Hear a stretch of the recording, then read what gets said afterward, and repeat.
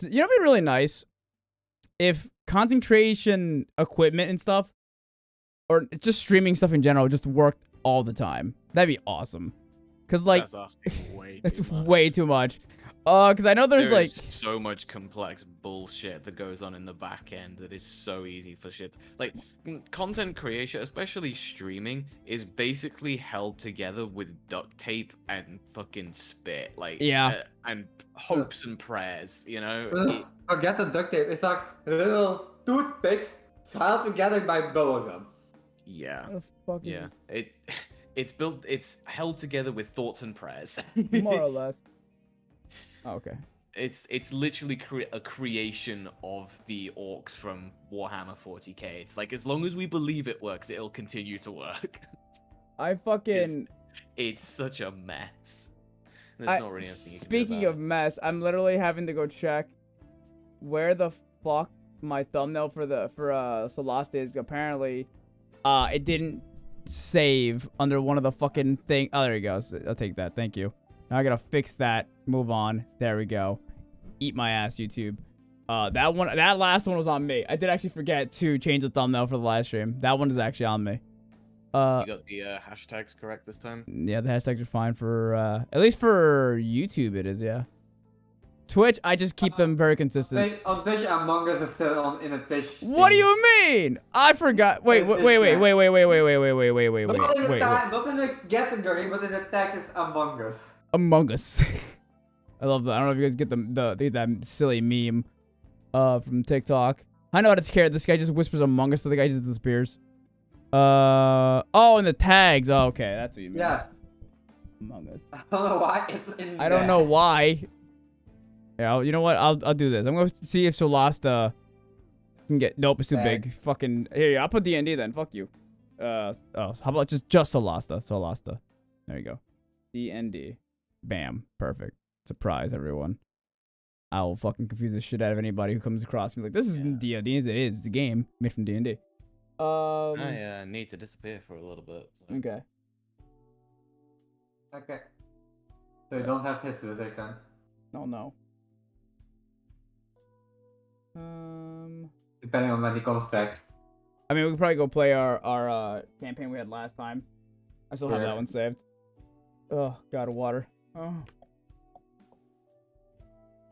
But yeah, we're talking about the whole like YouTube content creation and how like the difficulty of it essentially. Like editing my videos isn't hard for me. It's the time it takes to edit every individual video. Because it takes me, and especially with my ADHD, I will, depending on what part of the video I'm on, like if I'm at the part where I'm editing audio and I'm like clipping, I'm just clipping and clipping and clipping and trying to like shorten the audio, and that shit's so fucking boring to me that I literally will like start zoning out and go do other stuff, and that's the longest part of making videos, is that 1 second for me. Mainly because, oh my god, we hit our goal of 420 fucking followers. Hold on, I gotta update that now. Fucking damn it, what the fuck do you want, phone? New goal. 500. Fuck, I can't end. I gotta fucking do this again. Manage goal. Edit. No. Well, fine. You know what? We'll do that. 30. 430. There we go. Everyone loves achievable goals. But yeah, like each of my videos, when I make it with simple TikTok, it's like maybe an hour or two. But if I'm making a YouTube video, that shit takes like 4 hours to just record, edit. Maybe even 5 hours, depending on the length. Like my 5-minute video that I put up today for a Hot Hero took me like 5 hours. Oh god, shit gets tiring. It's silly, but shit gets tiring. And luckily that video seems to be doing decently. It's already got 10 views. Hooray! Butt cheeks and stuff. Yeah, as long as I'm waiting for someone to get mad at me because I did take one small jab at Kirito in that video because I had to.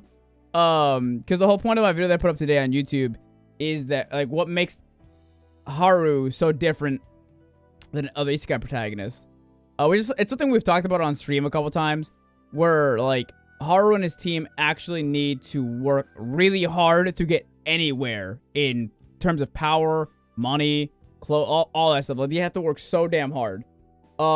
Meanwhile, you have other isekai protagonists that are just brought into that world and essentially are told, "Hey, you're the hero of this world. Have fun. Good luck." Like, yeah. There's certain times where like characters like the shield hero gets shafted really badly. So he'll come in, the judge accuse him of sexual assault, and he gets basically treated by shit by everyone.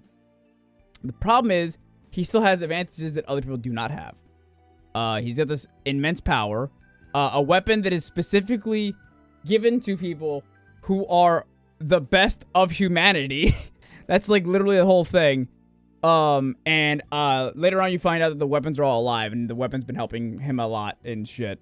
And there's so much stuff that he just given to him in a way that seems like it's like earned, but it's technically not. The shield itself is just given to him more or less because he's like a good person, which is like good for him and all. But it's like comparing that to like Haru gets jack shit. He essentially gets gaslit into fucking becoming a child soldier basically. And he has to watch his friends die, and he gets better because of trauma and experience. Yeah, we're talking about in my newest video I put up on TikTok today, I was talking about how Haru is different than other isekai protagonists because he actually does earn every single bit of like ground. And I was talking about how in Shield Hero, he's just okay, yeah. In Shield Hero, essentially, like, he's given a really shitty hand, compared to like the other heroes. But in terms of like what he is given, like for everyone else in the world, he still like has privileges others do not have. If he went to like the Beast People area, he would have been held up as a god. There's like a bunch of shit that he has that others don't get. Subaru? Well, how come? Subaru is essentially surrounded by political figures who have a lot of strength and power, and in stuff like that Haru does not have. Haru doesn't have friends that are in super high places. Like Suguru, like I do think that Suguru, compared to the other heroes, earns shit too. I'm not saying Suguru doesn't earn things. I'm saying compared to Haru, Suguru does have things that that other people do not have. That's the whole point of the video.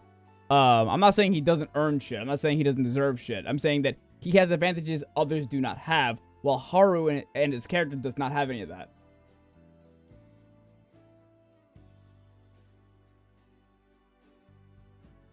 I mean, he has knowledge of, like, because he can keep resetting stuff. He gets all these abilities that, no, he doesn't get abilities. He gets these, like, knowledge and stuff like that, and he is given stuff that others do not have.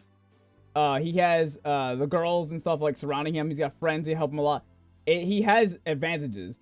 It's just that, due to the way that the anime and the story structures it, it makes him look like he has the worst possible hand because he keeps dying constantly. And I get that. I get why that is.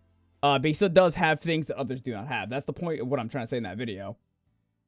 And don't get me wrong, like between who has a worse life between Haru and Suguru, he definitely has a worse life than Haru. Like objectively, like I'm not trying to even argue that shit. But in terms of like advantages that others do not have, he does technically have one that's like that is usable by him.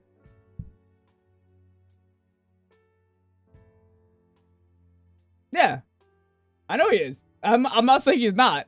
Like he has a very bad, like I was saying, but he does still have advantages. Like there are things that's what I'm trying to say in that video. Haru gets advantages later on. Everyone starts in Grimgar pretty much with nothing in his party.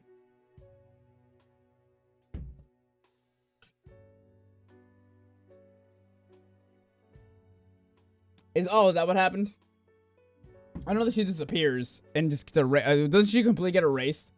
Cause I know everything that happens more or less, but like I forgot exactly what happened to Red. I just remember. I know it's sad because I remember seeing that. I was like, oh yeah, this depression.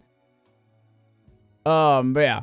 So I forgot what Captain C's leaving. Is he gonna come back? I don't remember. on to prepare for a sex. I don't know. Hope so. Sometimes he says it and comes back. Sometimes he says it and doesn't come back. Okay, we'll probably have to play the playthrough we were doing before when we were in the cave of wonders and stuff. Let's see.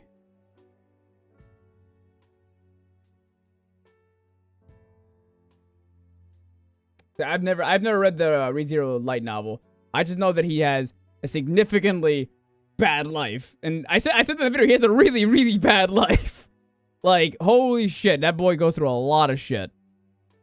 I'm pretty sure that's gonna be like the one thing people are gonna get really annoyed with is the mention of Suguru in the video. But like I said it earlier, he still does have things others do not have, and that was the point I'm trying to make in that video. Like I said, between him and Haru, he's got it much worse than Haru. Because at least Haru can actually fight. Fucks the game.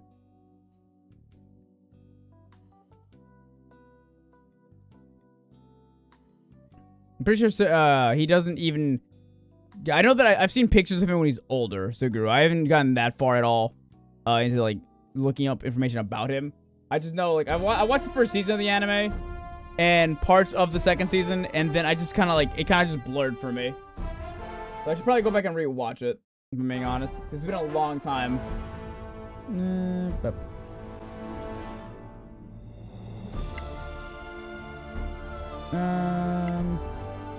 Let's see, where's the video? The stuff with Whis. Me and Whis. Is that the one with it? Side? Or was it side with Whis? I don't remember.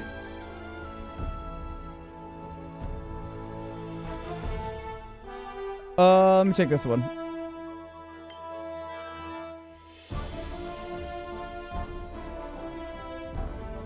Ew.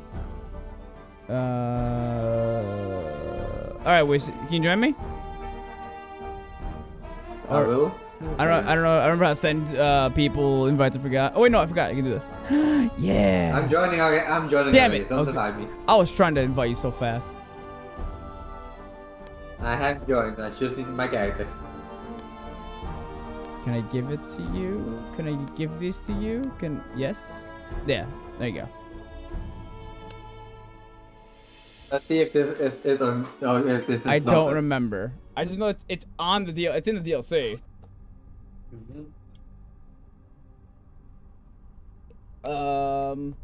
Let's see.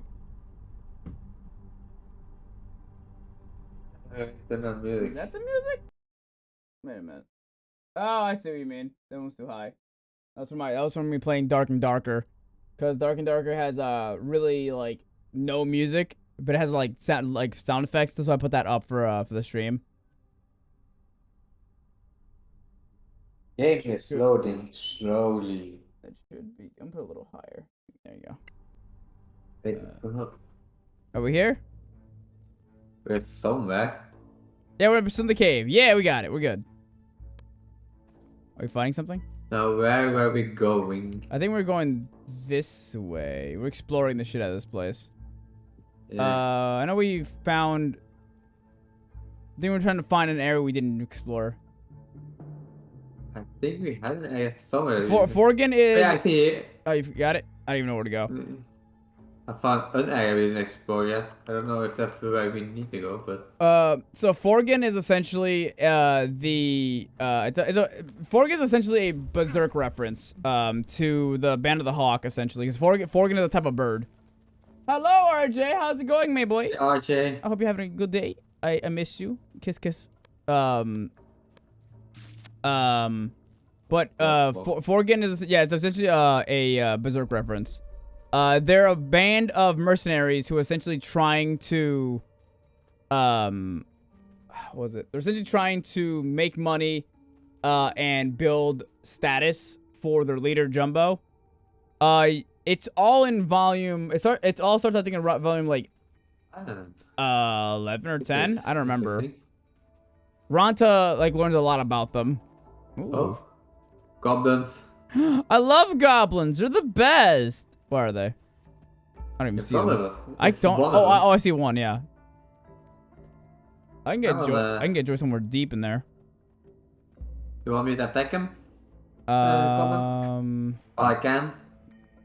I can probably. Let's see.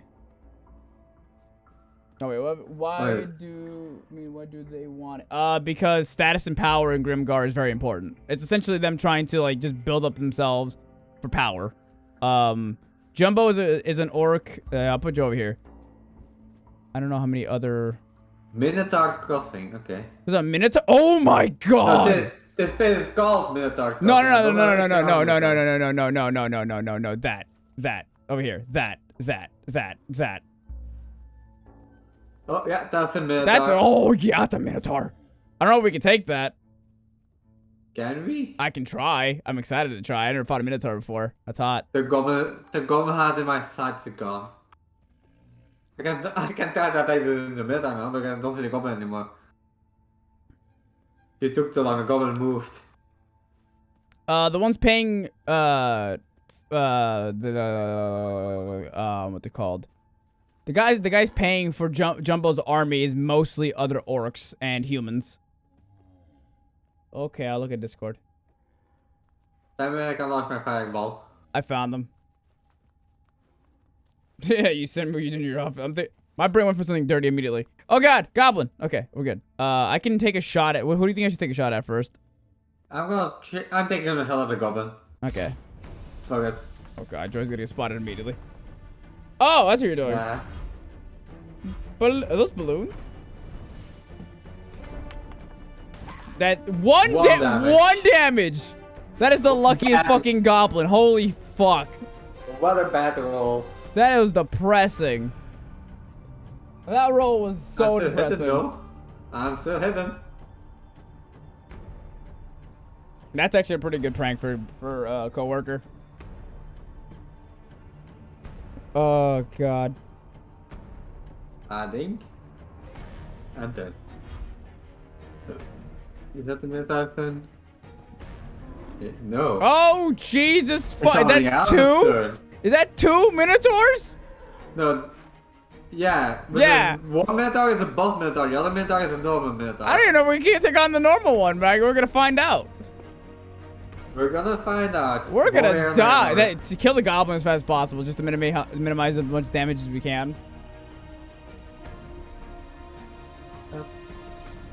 How much AP do you want? I don't want to know anything that you might have come up with for the final volume of Grimgar. I want to be surprised as much as possible. Wait, no, you're a thingy, so you don't need AC. You should need to get. I'm just gonna go in there and go berserk. Fucking. I'm gonna give myself AC. This is probably a good idea. Fuck him. I mean, Barkton doesn't actually count as armor for my tank anyway, but yeah. Doesn't it? It does. It doesn't. I think it increases your AC. I think it increases your AC. Increases my AC, yeah, but it makes it so I still need to take damage. You're right, but it's just like one of those things. Just like that's the thing why I don't give you, because you still need to take at least a little bit of damage. I'm so scared. Yeah, but look, it's a fucking. I'm scared to take damage from these guys. Back. You wanted me to give it to you next turn? Yeah, we'll see how badly the fucking normal Minotaur hits me.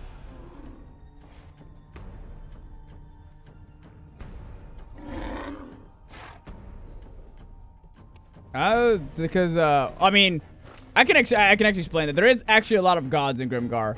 The vast majority. Wait, Joey got spotted. Hey, but the vast majority of gods aren't believed a lot by and are not talked about essentially, because there is gods like there are supposedly orc gods. I don't know shit about them. There is. Oh, I'm gonna move. I have to move Joy back. He's gonna die out there by himself. There is the primary god in Grimgar, for humans at least, is the same god who is the god of the light, whatever. Oh, that's not good. These are pretty high level, I think. Or that was a bad roll. I can't even tell anymore. The normal goblin has 33 HP. Okay. I don't know if that's high level or not. I'm so fucking scared, Weiss. Daddy's going in, though.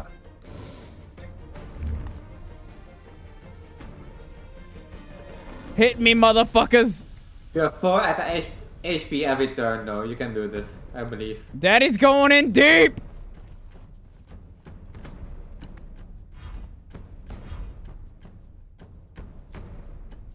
What was I saying?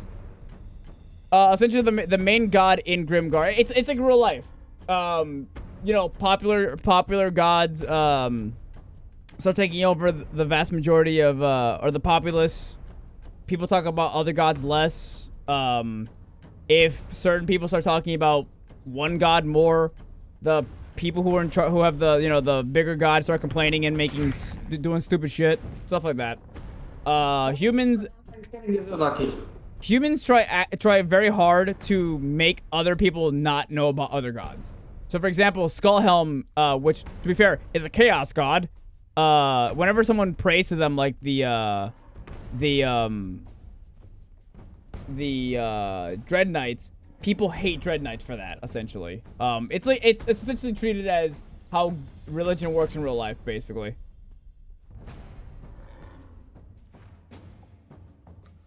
But every single faction, as far as I can tell, or every single race has their own religion. The only ones that we know a lot about are basically just 2. But there is no, that's not true. 3. There is the 2 wolf gods, the black and white one, and the oh, mama. Oh, that took all of my fake HP. Yeah, you only have 4 fake HP, so yeah. Oh boy. Is Captain back? Hello. Hi, Captain. Welcome back. I'm completely okay with going to make a game with Captain now because this fight is already terrible. I mean, we can try finishing this one first, but like this is already terrifying. We can see if we die or not. That goblin is taking a lot of fucking damage for a goblin. I wanna go in, but I don't just. I have 21 HP. I will go in. Listen, if the spin-off guy comes in and does that, I'm done with this anime. I'm done with Grimgar. I would get so fucking mad. I hate that character so fucking much. Oh. Oh no. Go for me. We missed. Oh my lord. That is an ugly fucking Minotaur. Holy fuck. The spin-off guy, cause he's the spin-off Grimgar character is literally generic isekai protagonist. That's the whole that's his whole thing. He's the guy who like goes out of his way to just be like, oh yeah, here, I'm really likable and everyone likes me because I'm so cool and awesome. Watch me with my robotic fucking arm with guns. Literally, it's just everything about him makes me want to like punch the character. I'm kind of like Kyo from Konosuba. Just like designed to be like super generic isekai. That's what he is. Yeah, he's like 100%. That's basically what the character is. He's designed to be a generic isekai protagonist. These Minotaurs have a lot of HP. Yeah, they do. Joy's been spotted. Konosuba. You know the Keel's dungeon in season 2? Yeah. I literally just airlifted that and put it in my D&D campaign. Just just like, hey, by the way, could you kill me? We'll see how much damage I do to this one first. Hiya! I'm not happy with that much damage I did to that guy. I would just focus one thing at a time. You want me to focus on... You mean to focus now we're on... splitting damage between 3 things. Fine, I'll If you smack... focus one thing and kill it faster, kill one thing first and then move on to the other things. Splitting damage is not always a good. It's not a good I thing. don't think he's gonna appear at all, mainly because of the fact that the writer of Grimgar does not have enough time for all these characters at once. If volume 19 is the last volume, I doubt it now. Oh god, Joe. Oh yeah, we came up with a whole meme for Joe. It's called the Danger Ranger. We did. Yeah. Cause literally, Joe plays a ranger in Dark and Darker like a Call of Duty player. He literally opens his door. Yeah, he literally goes in there aiming down to the sights, just ready to fire. And I'm like, why are you in front of the tank? Why are you in front of the tank, Joe? Fucking give me a year. I'll put that shit on a shirt. Solasta, evil. I'm gonna use all my plus 3 points for this. I'm getting unlucky as all hell.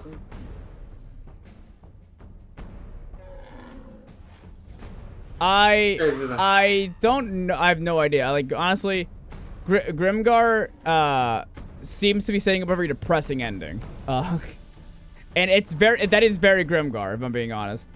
I really don't want them to only have 19 well, technically not 19 volume, but I want them to go all the way to volume 21. I feel like they need I feel like the writer needs another 3 volumes to finish up the story. Because there's a lot of loose ends, and for him to put all of those loose ends in one volume would be rushed really badly. That's gonna be insane. Yeah. Because we still have stuff going on with we have stuff with Ranji, we have stuff with Shiharu, we have stuff with what happens with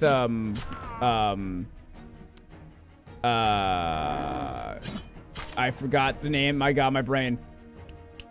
The tank and fucking I can't believe I forgot the names. Oh no! What happened to the two characters at the end of volume 18, which I don't want to spoil anything for. Let's go.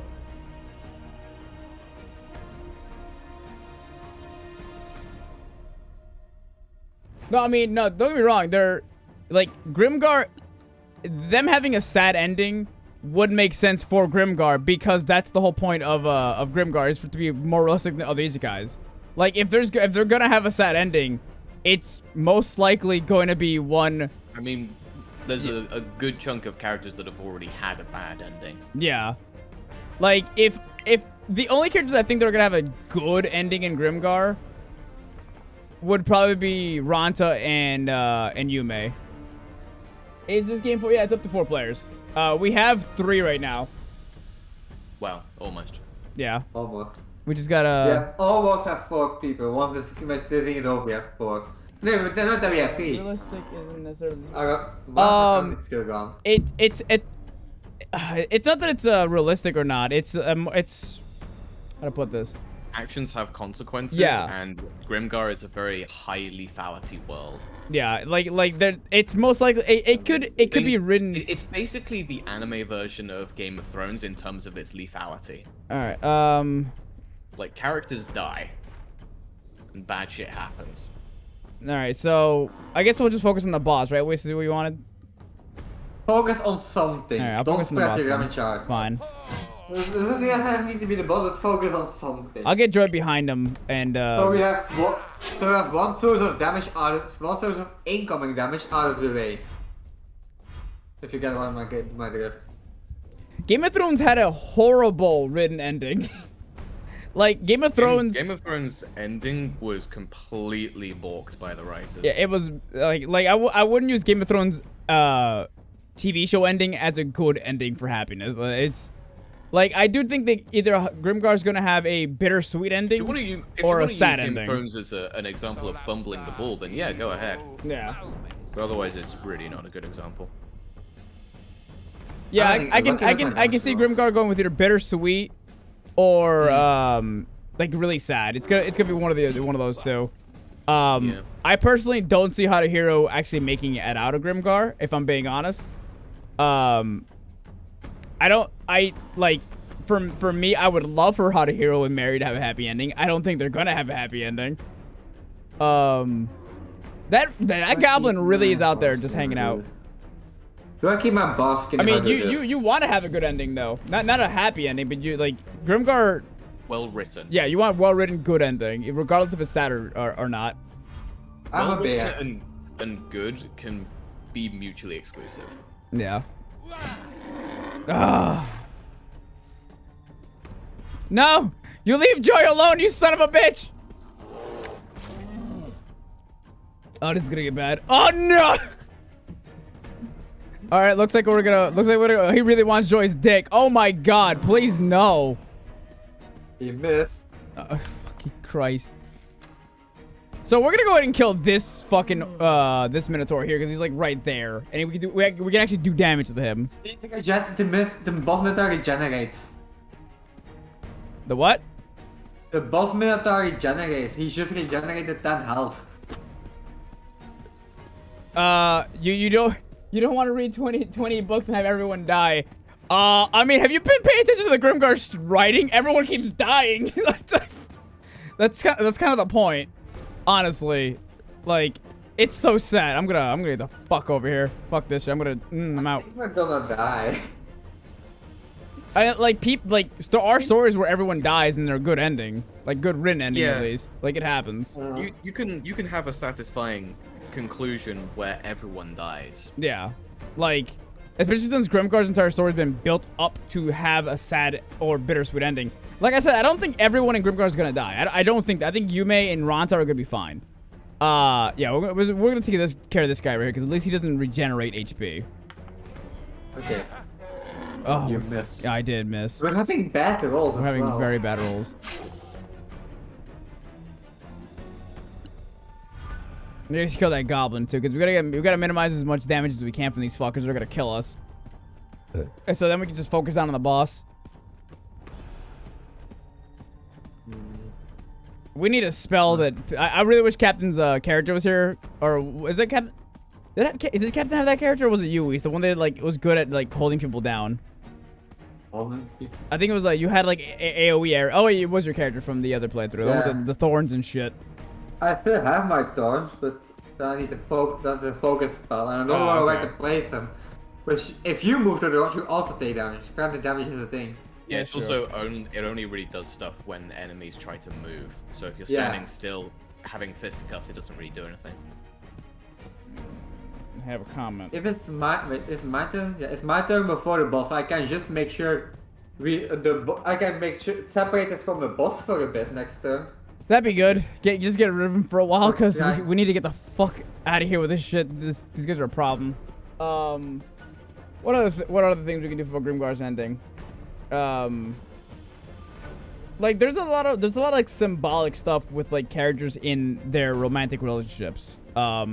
Which I don't want to spoil for Captain and Weiss, because Weiss said he doesn't want to read the this book. I think he bought like the first one already. I want to read it, but I just don't get around to it. Yeah, that's fair. I just listen to it whenever I can when I'm making food. Who the fuck's calling me? Go away. But like, there's stuff like Ranta and Mary, not Ranta and Mary, Mary and Haru being very like overly protective of the group, and like in personality. What?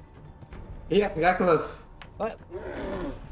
So it really depends how characters die and how they sacrifice themselves in the story. If you want an example of a really bad way of doing it, just look at Harry Potter and the Deathly Hallows. Right? Oh, yeah. A bunch of characters die off. None of them have any time spent on them whatsoever. For one of the Weasley brothers dies off. When I first watched that film, I thought he was just injured for the longest time. I remember that, yeah.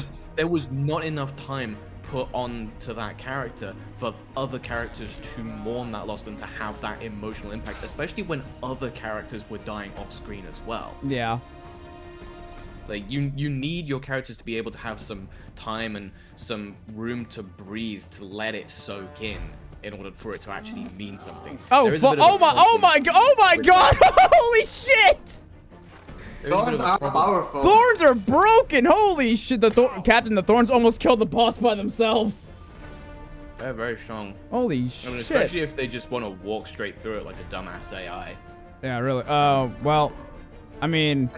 I think he needs to, because I don't think these Minotaurs have a ranged attack. Can I? Yeah, but he could just wait for it to wear off. Or he could walk around it and like try and take his... No, I played it in a way where they could go around. He needs to go through it. Anyway, and it doesn't wear off until I lose focus, so something needs to hit me to like lose concentration. Okay, I'm gonna have to take a potion, I feel like. Yeah, I'm just gonna take a little... So waiting is also an option. I'm just gonna... Don't mind me. A vampire sword is I'm gonna get totally spanked here. Please don't hurt me too much, Daddy. So do we still attack? So we still go for the boss now, or the boss lost so much HP. I don't know what to do now. But I mean, the one that had you have advantage on the on that one Minotaur. So take the chance while we have the chance now, just to kill him. Because we need to minimize as much damage as possible. And Yeah, I need to disengage. that's fair. He is on town next to me, so I cannot attack while doing things. So. Ah. Now that I know that the vines are that powerful, that's kind of crazy. Holy shit. If you place them correctly, yes. Also, I realized that the game now is like actually really bright because I'm gonna take off the effect that I put on for there you go, a little better. Now it looks a little less like washed out. Oh my god, this guy really wants my ass.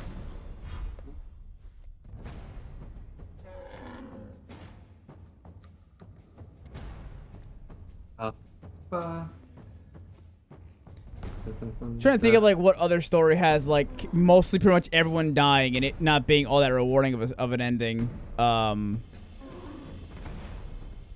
Effect 2, depending on how you do it. That you think? Wait, symbolically, you think the ending should be with Aaron Leslie?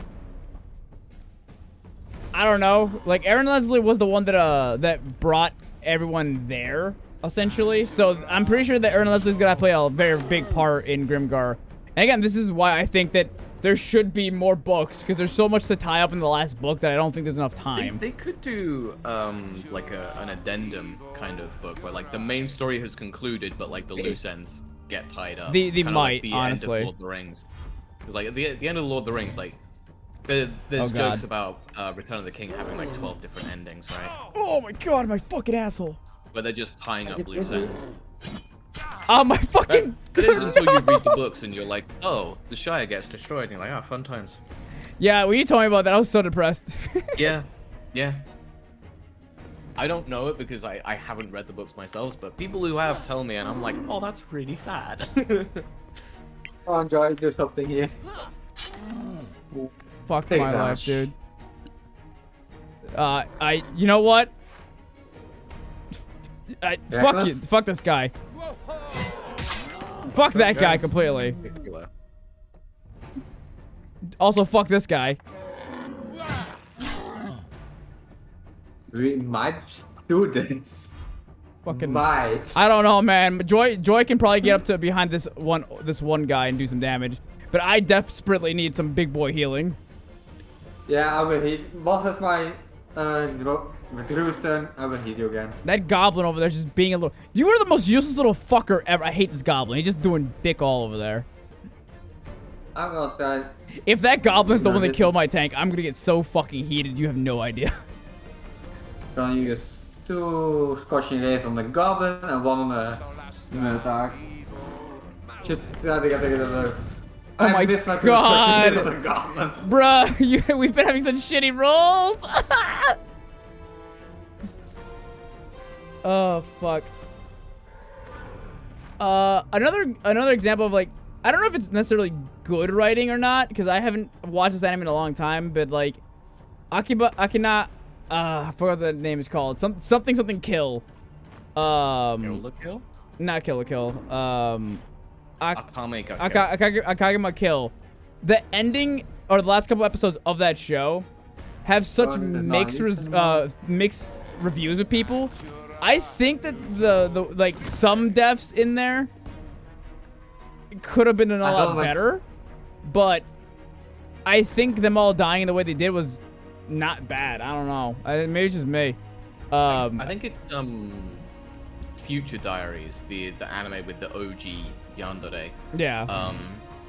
That ending is really interesting from a character exploration standpoint of how like the main character refuses to change and refuses to take any like decisive outcome and be violent and stuff like This that. motherfucker really charged me.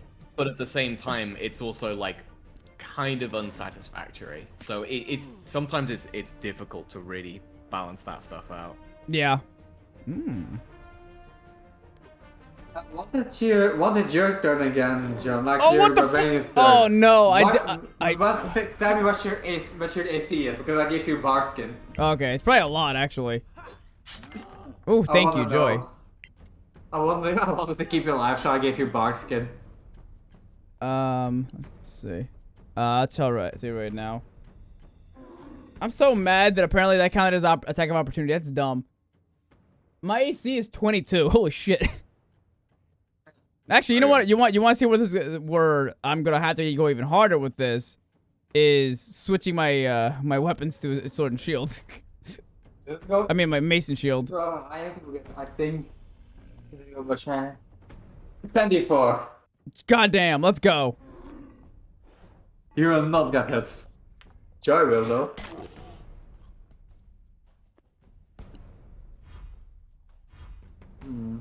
I need to go full tank for a second. I mean, they're probably gonna focus on me anyway. I probably should have put a reckless on, but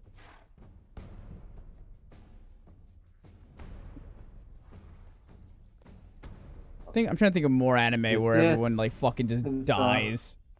Honestly, if you want to see a good an ending, a very well written ending where the protagonist just straight up dies, spoiler warning, but like Code Geass has a very good ending. Like I think there's moments in the story where the writing's kind of hiccups a little bit, but like overall, it is an old anime. It is a very old anime.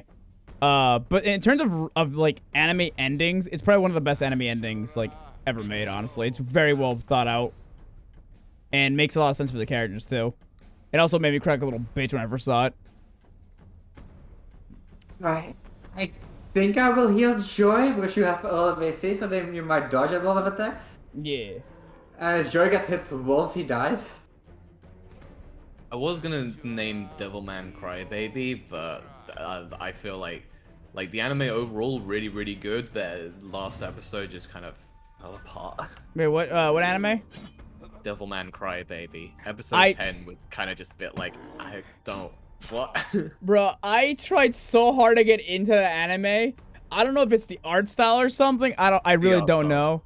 Weird. I couldn't do it. I got up to like, I think I got to the episode where he started running in track. And I was like, I'm done. I can't. I just started laughing. I think, I actually really like the... Was it Lord of the Rings? What do you think about I personally really like the movies. I never actually read the books. Phenomenal. I've never actually read the... There's a few problems with the movies. Yeah. No, I wouldn't be surprised, mainly honestly. pertaining to, like, Legolas's skill, honestly. What, they up it way too high in the movies? Yeah, they make it cartoonish. It's ridiculous. I need to hit him. I need to hit him Like so hard. when he slides down the stairs on the shield, just... Oh yeah, that shit was fucking hilarious. Like, okay, sure. And then they up it again in Return of the King, where he takes out the Mummakill. That was like, fucking okay, insane. yeah. I don't know shit about the lore, but that seemed kind of slowly excessive. walks up a crumbling bridge. Oh yeah, I think it's because the reasons for it was because elves are super light or some bullshit. I don't know. They made it way worse in the Hobbit movies. The Hobbit movies are trash. Oh, absolutely. Oh, yeah. No, yeah. I can vouch for that one. I didn't even read the books, and I know the fucking movies are trash. Yeah. No, America for some reason like loves sucking off war and making it really badass. I can't with it. They did a mix of it in Lord of the Rings, because you have moments where like Gondor's being besieged and the orcs are catapulting the heads of their enemies over the walls, and that's pretty grim. And there's the conversation that Gandalf and I think it's, I keep forgetting, I mixed those two hobbits up so bad. I think it's Merry. No, it's Pippin.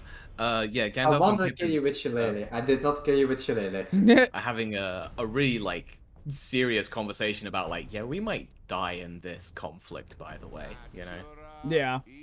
And Two Towers especially is very dark. So that it has its moments of being quite dark, but it tries to. How the fuck did I not get attack of opportunity on that? Really was engaging. Oh, you're disengaged. Oh, no. Oh, I didn't read that. I think the movies did a really good job with the war stuff, especially compared to like some American movies. Like there's a lot worse out there. Yeah, because they actually don't like pretty much anything made by the guy who makes fucking what's it called? Transformers. Everything made from that man is just fucking war propaganda, explosions, and jerking off to like big military men. That's all. That's all it is. I fucking hate these movies. They're terrible. Yeah. And I'll save. Yeah, let's say I'm gonna take the loot first, real quick, and I'm gonna save and get Captain in here. Money. There are some American movies that do a really good job of like showing the horrors of war too, though. Yeah. So it's a real mix. It's more just like America has pretty much a monopoly on making movies. To be fair, like if a movie is about war, they're going to kind of like show certain things about it. They're gonna pick and choose what they show. They're gonna pick, especially when they want to have a particular type of movie. Like if they're gonna do stuff like a feel good time and they make it a war movie, they're gonna not show the gruesome parts of war as much. Like I think was it Beautiful Bastard or some shit like that, the World War II movie, Inglourious Basterds, that's the one. They had a lot of really like unsettling Nazi stuff in there. But then they're like, yeah, we're gonna have the Inglourious Basterds just be like these goofy fucking dudes and shit. We're like, I want me my Nazi scalps. Like, I did laugh. I'm not gonna lie, when I was younger, but like, looking back at it now, it's just like, oh, okay. I can see where this is kind of a weird thing when they kind of glorified Americans to an extent, but it also. It's weird. That movie's really weird because it's like on one hand, the Americans are the dishonest ones, while the fucking Nazi dude is the one like was like, oh yeah, we're gonna surrender to you, and we're going to like go with you. And then the moment they get the chance, they just shoot the guy who's with them. And he goes, you promised me that man's safety. He goes, oh well. And he goes, here, scalp that man. He just starts scalping the dead Nazi guy, even though they promised their safety. And it was this whole like it's a weird. That movie's weird. Because on one hand, it makes them like look playful and goofy, and the other hand is like, oh, we're making the Americans the dishonest ones, and the Nazis the ones who are being honest. It's like, wait, what's going on here? And it makes you kind of think a little bit sometimes, and then it goes back and forth. I need to actually rewatch that movie. You also realize that target audience mainly American, and Americans are very like black and white when it comes to Germans in World War II. Like, there's not a lot of sympathy to go around. And that's why I think that movie didn't do as well, because there was moments where they tried to make certain characters be a little more sympathetic, because they made the Nazi general guy very charming, and that's what people didn't like. A very good war film, 1916. I think I heard of that one. It's a World War I film about two soldiers who have to deliver a message, and they have to traverse quite a long distance, and there's some really grisly moments in there. It's very human moments. Oh, it does not like glorify that. It doesn't glorify war.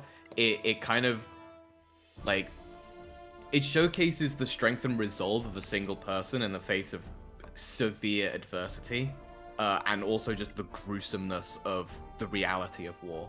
Really good film. There's definitely movies out there that are definitely made by Americans that are glorifying like war. But there's also stuff that. I don't know if 1916 was made by British people, but it is about the Brits. There's one movie I remember seeing that it's very much. It was made by an American movie, or it was made in America, but it's a war movie that actually does show a lot of human stuff, like we were talking about. And it's actually surprisingly, for America, a very mixed cast of people. Well, they had one French guy. They had one. You fucking hate the British.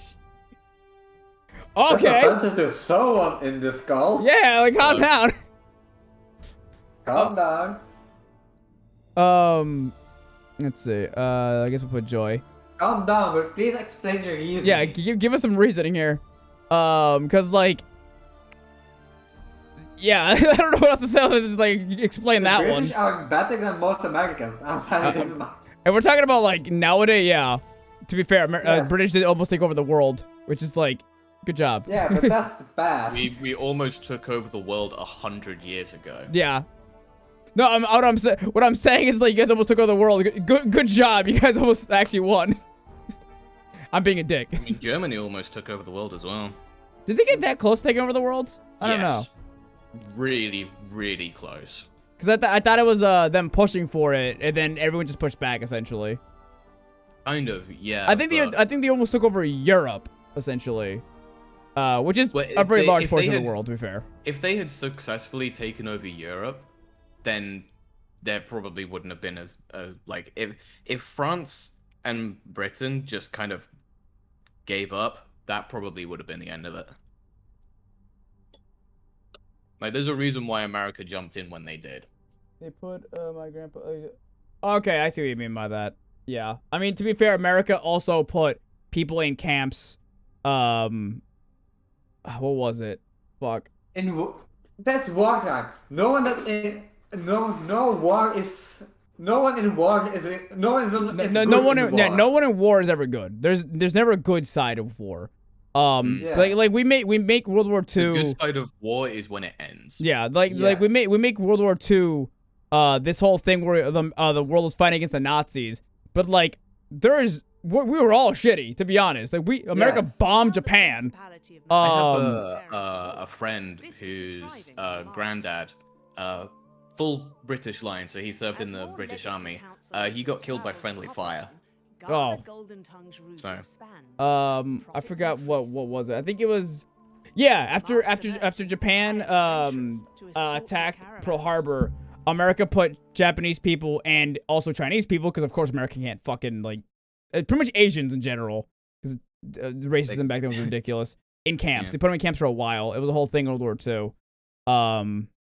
But yeah, there was a whole lot of shit that happened in World War II. Like there's no ugly. Yeah, history's very ugly. So I can see why you have a dislike to the British. Don't you say I fucking hate the British, because not all British are that way. Yeah. That is, and plus that's the past. That's not better now. Get used to things. People of the present did not commit the sins of the past, basically. Yeah. Oh, you know what? One thing I just noticed, Weiss, this dwarf doesn't have the shitty voice acting of the dwarves in the main campaign. Yeah, he doesn't. He actually, this is completely different than the other dwarves. Yeah, that's what it was. Yeah, they had all Asians from were put in slums and stuff. Yeah. America, listen, America in our schools, like really suck off American history. They do not talk about the slums we put them in. If they do, it's very brief. They don't talk about enslavement or anything. I mean, that's true. The Germany is like very honest about their history. Oh like, yeah, they wear it as like a badge of shame and stuff like that. Like yeah, they're upfront about it. They're not proud about it, but it's part of history that they teach us. Like, don't do like these are the mistakes. You know.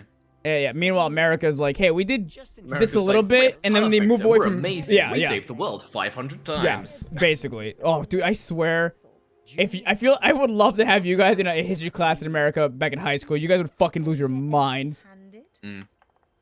Like, being smart in American schools when you know about history was not a good thing. Because, like, I would call things out, and they were like... Being smart in America is not a good thing in general. Yeah. Fucking, I called so many things out in school. I was like, hey, what about this? It goes, oh, we're not going to learn about that today. I'm like, oh,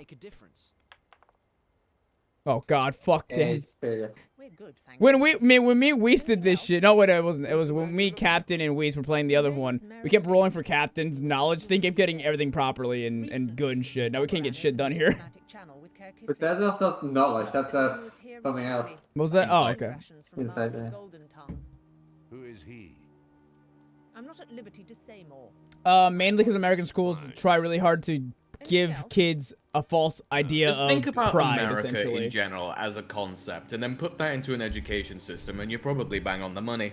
Yeah, unfortunately, like the majority of America really likes jerking itself off. Really badly. Like, it's ridiculous.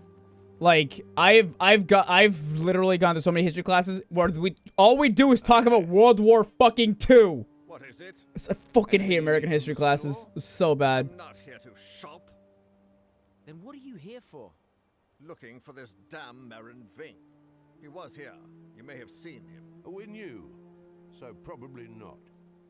Well, he's a ruffian, and he has a debt of honor. Very well. We will find him, never fear. I've not been paying attention to the story. We're essentially looking for somebody. I think they escaped into a cave. Yeah. So now we're going to... Because that's what our schools teach us. We make ourselves look really good in Civil War. My expedition is short-handed. A lot of schools will teach kids that the Civil War was the North trying to fight for the rights of people, but they were only really fighting for their for money. That's all it really was. God, it's bright again. And we know he was here. It was a while while ago. That's right on my end. Pick up his tracks. Yeah, it's fine on my So, end. It's definitely my my settings. No, so essentially, okay, so in World War II, and back in the Civil War, slaves in the South were essentially used as free labor, and I don't remember the exact reason, but the economy was making it so the North was losing money because of the slaves in the South. So the North got mad at the fact they're losing money because of the slaves, because they're easy workers. And they decided to push to get rid of slaves, not because it's the right thing to do, but because they wanted more money. So essentially, they got to the point where they got into a war because they wanted to get more money from the South for slaves. It's a whole thing. I don't remember the exact detail for it, because again, it's been so many years since I've actually researched stuff from Civil War. But more or less, America teaches people that we fought for civil rights, but what really happened is we were fighting for taxes or some bullshit, so we can make money from slaves, essentially. It's probably slightly more complicated than that. It's a little more complicated than that. I'm just trying to sum it up in an easy way. But for the most part, the North only fought to free the slaves for money. That's really all it really was. Alright, so This is all thing. falling apart. Yeah, there you go. Let's take a souvenir. all falling apart. Let's take a souvenir. Touch. Okay. I'm gonna knock it down. Hahoo! I'm gonna crack the skeleton. Yes. I just touched that. That's why I got it. It's a sidecast thing. Yeah. Have you talked to the sidecast people? Oh, why do we only learn about America in American schools? Because that's all America really wants to teach people in I their had to schools. learn about America. Yeah, we didn't learn anything in about. Britain. Yeah, we didn't learn anything. We did Civil War, which I don't really remember too much about, and the American West. Wild There's West. a reason why American schools history seems very repetitive and the same to people who go to American school histories, because they literally teach you the same goddamn things for about 4 or 5 years in high school. I don't know. It's more like they'll talk about Civil War, World War I, and then World War II. That's mostly they'll also talk about What did America do in World War One? I have no fucking idea. It's a blur to me, but I know we did some bullshit. I don't know. I mean, everyone was kind of involved, but yeah. Yeah. Oh god, not this shit again. Yep. Your legs. Apparently, I don't have enough. Oh, you didn't strength. fall that time. Well, Good yeah, job. it's because it was a small gap. So weird. Oh,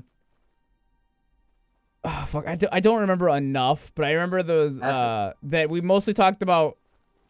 American history is literally just all America, and that's all it was the entire time, and it was the most boring shit. I'm like, can we learn about Japanese culture? Can we learn about the UK? Can we learn about all these? No, we're only gonna learn about what happened here in America. We're gonna explain to you what happened with the Statue of Liberty. We're gonna make you stand up and fucking chant the fucking American song dog shit every fucking day. You ready for the strongest bear in history? This fucking bear's ridiculous. Look at this. I think the only time I ever got a That teacher. someone Oh yeah, wanted this to guy. rest here, but had to leave in a hurry. I wonder Why why. is my PC on fire? Oh no, your PC. Oh no. Fan's just going crazy. Like, what's Again? fucking take off. Yeah, It's I don't know. always this I game, would I don't know love to why. learn other cultures' history. That sounds Why am amazing. I here? I only The got. cutscene just ended. Oh, You yeah. need to disengage. Yeah, soon. the bear showed up. Big scary bear. I'm just gonna. Don't mind me. I'm just gonna Yeah, if I were you, just disengage as soon as you can. just disengage. I'll keep its attention. This is not a drill. This is the nuke bear. Oh, never mind. We're gonna get an easy win. Literally, Never mind. this fight's always a crapshoot. It's either you win easily or you die immediately. Yeah, if I were Kevin, I would still disengage instead of attacking because, yeah. If he doesn't kill the bear now, the bear's gonna kill him. Yeah. 4 damage, okay. Okay, we're good. We're not gonna lose. Yeah. It gets multi-attack though. Thank Missed it all God. shot. Stupid Yeah, bear. and because you have rage, if you didn't, that would have, and both hits would have hit you. Oh, yeah. You would have died Yeah. instantly. I've fought this bear enough to know that I need to fucking not hold back on this fucker. Yeah. This thing killed my first playthrough when I played this DLC. Ended it immediately. Why does it spawn you like right on top of you? Because Like- the developers are like, hey, here, you wanted it to be harder? Here, you're welcome. Why? Because the people kept complaining about the game being too easy. Even though the main campaign isn't that easy, honestly, it's like, yeah. Hey, we're gonna win.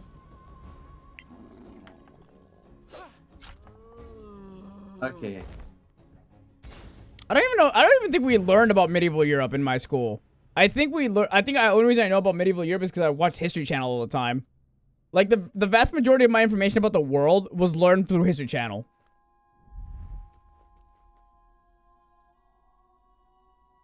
What did we do? We did, I mean, in like primary school and stuff, we did, like Tudors, Victorian, GCSE was like Victorian as well. We did like medicine through like, medieval, Dark Ages, Renaissance, Victorian times, stuff like that. So we learned about like the plague and like cholera and stuff like that. I know.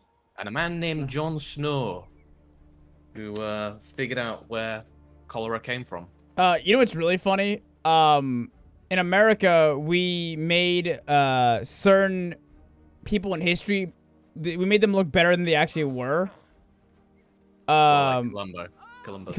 Oh my god, Joe, these sucked off Columbus for years, bro.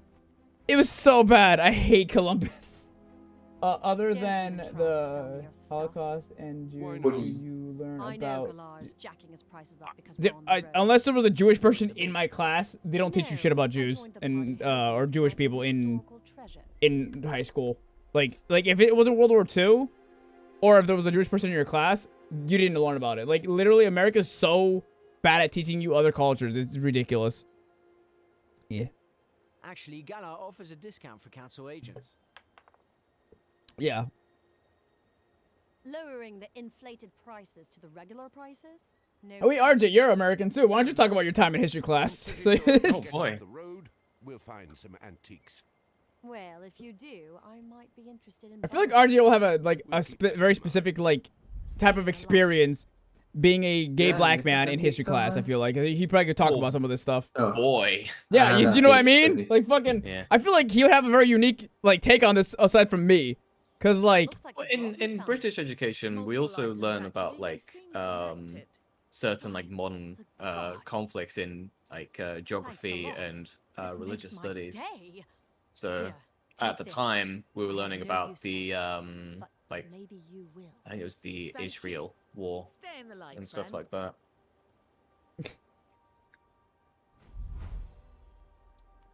So we do actually learn a fair bit. In geography, we learned a little bit about Japan, more so as like a case study for like an aging population. Ah, that sounds cool.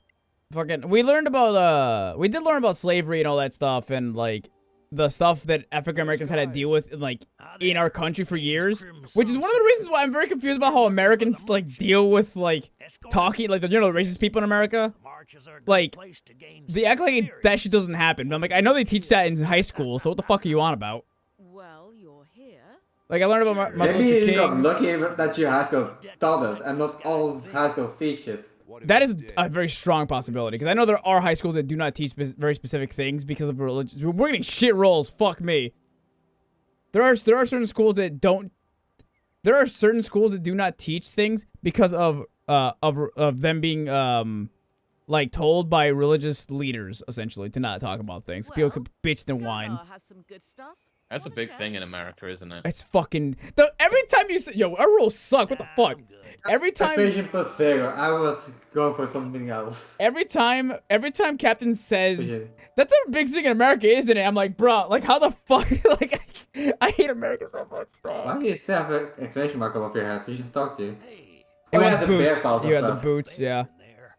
You wouldn't happen to have its pelt with you. Why? I got this crafting project. Boots. I need a brown bear's Yeah, pelt. you can say, yeah, you can teach, Yeah. technically you teach history, depending on how your state, says, yeah. Whatever the state wants is essentially what, you're gonna be teaching them. Which is one of the reasons why history is very mixed. political very quickly. There you go.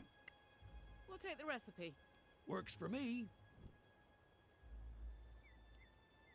Which is one of the reasons why I can't take a lot of American school stuff very seriously. There's a reason why like there's been more dropouts in the last couple years in America. Like not last couple, like college and schools have been seeing a very high intake of like people just dropping out in the last couple of years, especially males. Because we've been learning everything on the internet. I wonder why. We've been learning more things on the internet than we do in schools now. Well, also, you know that like a lot of places of education are basically being taken over by like hyper leftist politics, which hate men. Surprise! It's not even hyper leftist. It's more the right, from what I can tell. Really? With really high religious shit. Like that's there is leftist stuff in there as well, but it's like in schools, it's either one or the other, and it's very scary because it's like. Are you teaching kids things? It's basically at the point where it's indoctrination. Kinda, yeah. I would not. What the fuck is this? Like. Long resting? Yeah, I guess we're long. Yeah, we're taking a little night. Leveling up. I'm kind of scared that like they're teaching kids things of their own political views instead of like the exact history that happened, regardless of what side you're on, which makes me kind of nervous, honestly. Because that's kind of what happened with me in school, when it comes to history, to an extent. The only reason I got lucky is because my history teacher, is the most mouthy motherfucker. I love him to death. My God, he had no problem like calling out America for their bullshit. Like he was like, "Oh, hello, kids. Today we're gonna talk about what was it? What happened in, what was it? I think it was one of the things that happened in America one year where they were, like, the government was doing really shitty stuff and the population of a specific town started revolting, essentially. It was like a small little thing. And some of the kids were like, why would someone do that? And my teacher looked up at him and goes, because we pissed them off.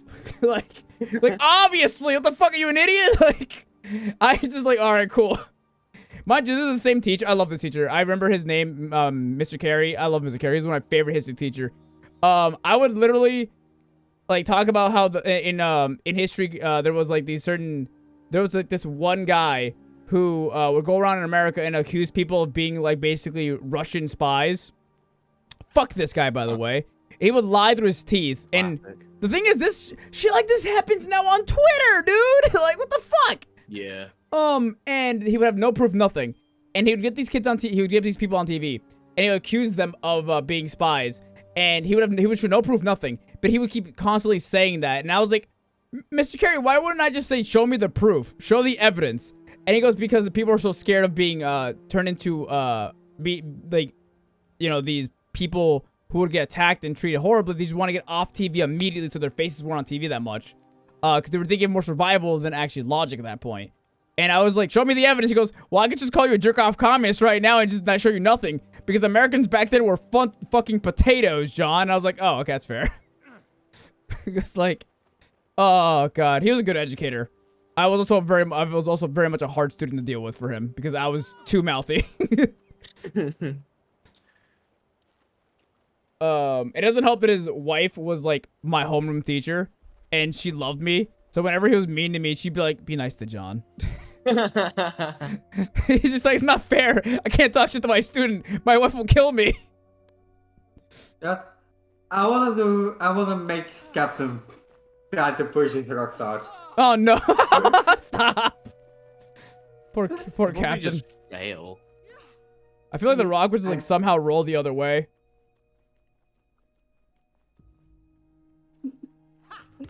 Hey, that's not realistic. Yeah. How much strength do I have? How do I check my That's character? 9. That's not a character. I think you push I for inventory. You can see your stat sheet right here. I have 9 in fucking intelligence. I have 16 strength. I have 8 strength. Oh my God, that's terrible. I have 20 strength. 14 dexterity, max, bro. 18 HP. Watch how the floor doesn't break until we start crossing. Oh no, we can't go back now. We can't go. Oh no. So What terrible timing we have. That's straight up like a DM shit right there. It's like, oh, now that you have all made it across safely, the floor breaks behind you. Bro, fucking tell me about it. One of the modules adventures in Candlekeep is like, the moment this NPC leaves the room, the doors lock behind him. You are now trapped in this magical place. There's a longsword in here. What?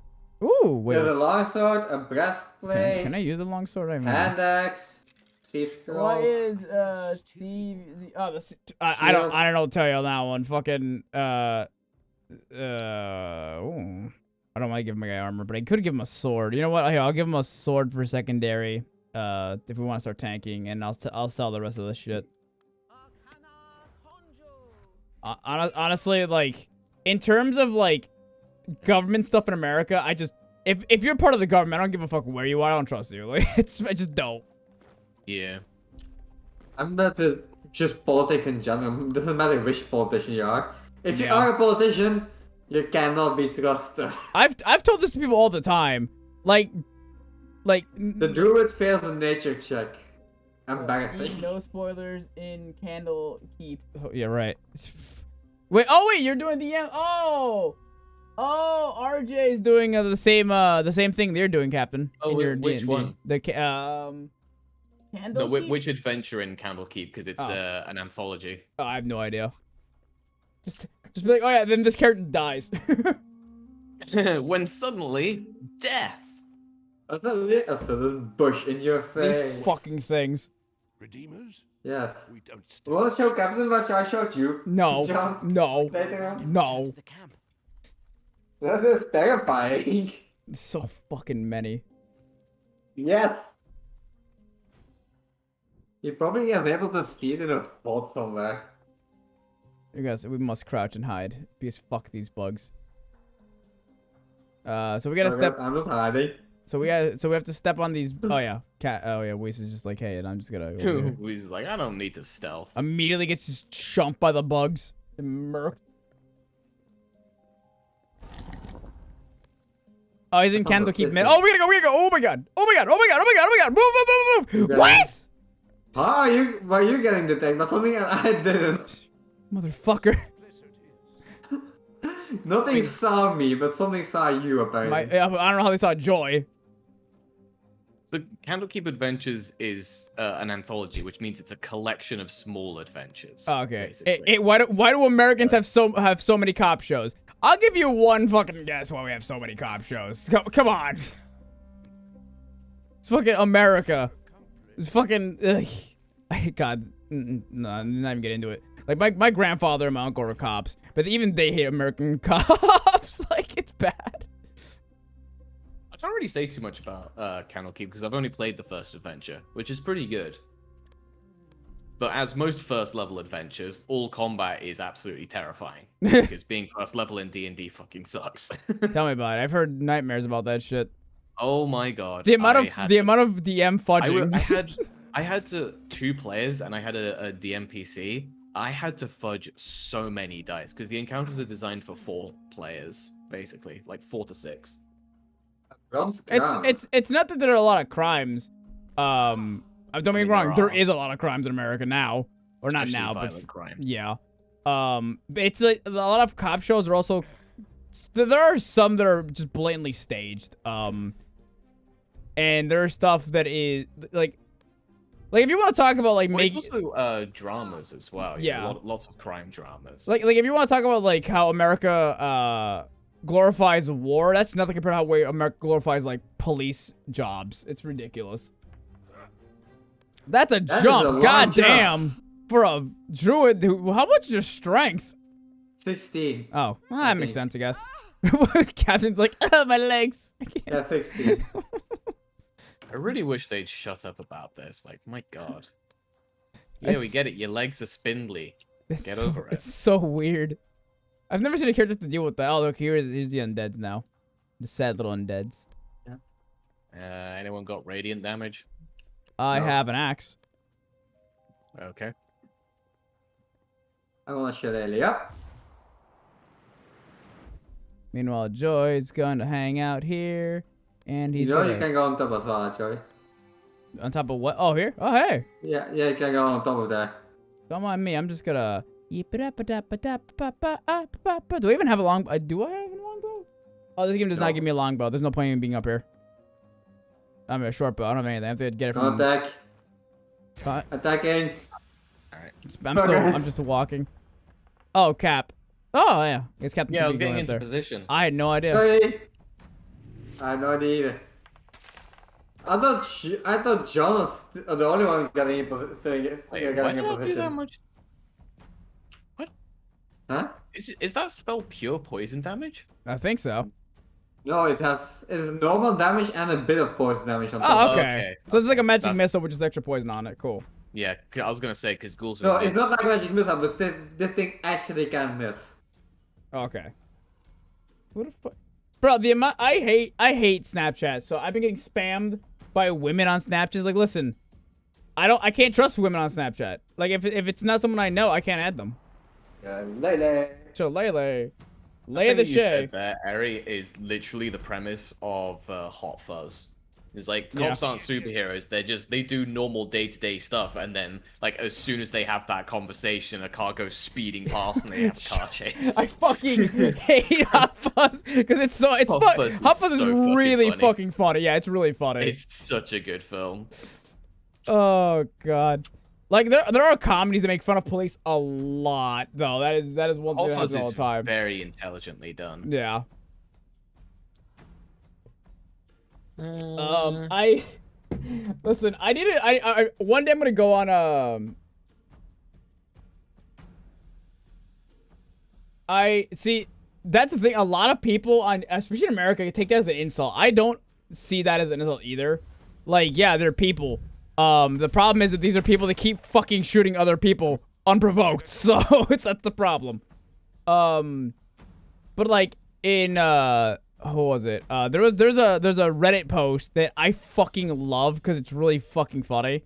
Where it says Americans, why do you guys like police so much?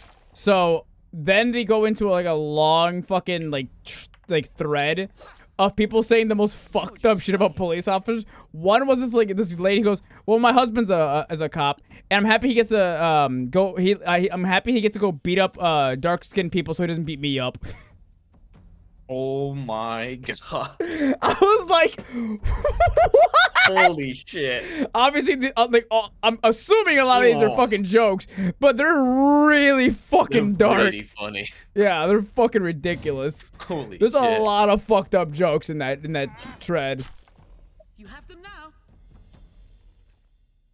Oh, Ari, the Americans have basically turned making fun of cops into like this most like really dark shit. It's ridiculous. Fun fact, there's well, not really fun, more like depressing. There's actually been a cop. Oh, I should have got. I didn't realize I was gonna be surprised. There is a zombie around the corner. Oh, it's 1d6 norm. Yeah, I see There's a it. skeleton around the corner as well. Yeah. It's 1d6 piercing damage and 1d4 poison damage. Oh, that's pretty good. Okay. Yeah. I forgot what I was saying. Skeletons are vulnerable to bludgeoning, in case you have any of that. Oh, if I had a mace. Oh, yeah. Staff at your lady Your on it. staff will work, yeah. Yeah, that'll kick the shit out of it.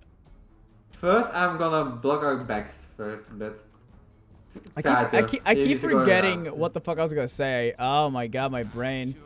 I may or may not have been using undead in the last dungeon in my campaign. So I may or may not know the monster stats. Oh, I know about the skeleton thing. I think that undead, by the way, the skeleton damage thing also is in darker, by the way. Which I thought was pretty cool. I think different monsters take different damage from different type of weapons. Completely avoids it. Wait, yeah, but he wastes all of his AP. It's still really funny to me. It's like the AIs are smart enough to actually dodge things correctly in this DLC, but not in the fucking actual game. Hang on a minute. This is a zombie. Yes. It has an intelligence of 3. Yes. It has a -4 intelligence modifier. Yes. It has a wisdom of 4. Yeah, it shouldn't be walking around this. This thing is immune to Tasha's hideous laughter because it's too stupid. How did it walk around that entangle? Because the AI are smarter in the DLC. What? Fun fact about Tasha's hideous laughter, it doesn't work on creatures that have a wisdom that is less than 6. I'll just take this guy out. I'll our barbarian, take out the skeleton. Which is funny, because that means that skeletons are susceptible to it, but zombies are not. God, being a DM's so fun. You learn all kinds of wonderful trivia about the game. I wish I could push. Wait a minute. No, I don't have it. I don't have. You know what? I'm just gonna. Don't mind me. I'm doing this for a reaon. Doesn't there's more. Entangle just like slow them? No, it also keeps them in place. It roots them. It's every time they move through that area, they need to do a Dexterity check of check. some kind. Yeah. A dexterity check, yeah. Or wasn't it a strength check? I think it's dexterity. I don't Usually. remember. It was either dexterity or strength. And then if they fail that check, they just get put in place for a few turns. They get placed, and every turn they have to take another saving throw to get out of it. It's very powerful. Basically grappled. Kinda, yeah. It's like every turn grapple.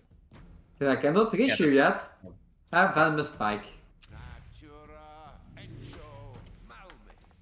If I don't Depression. miss, probably.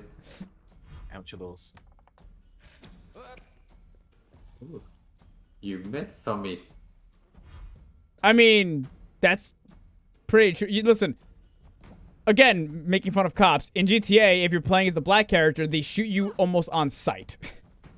Yeah, they draw their guns a lot faster. Yeah.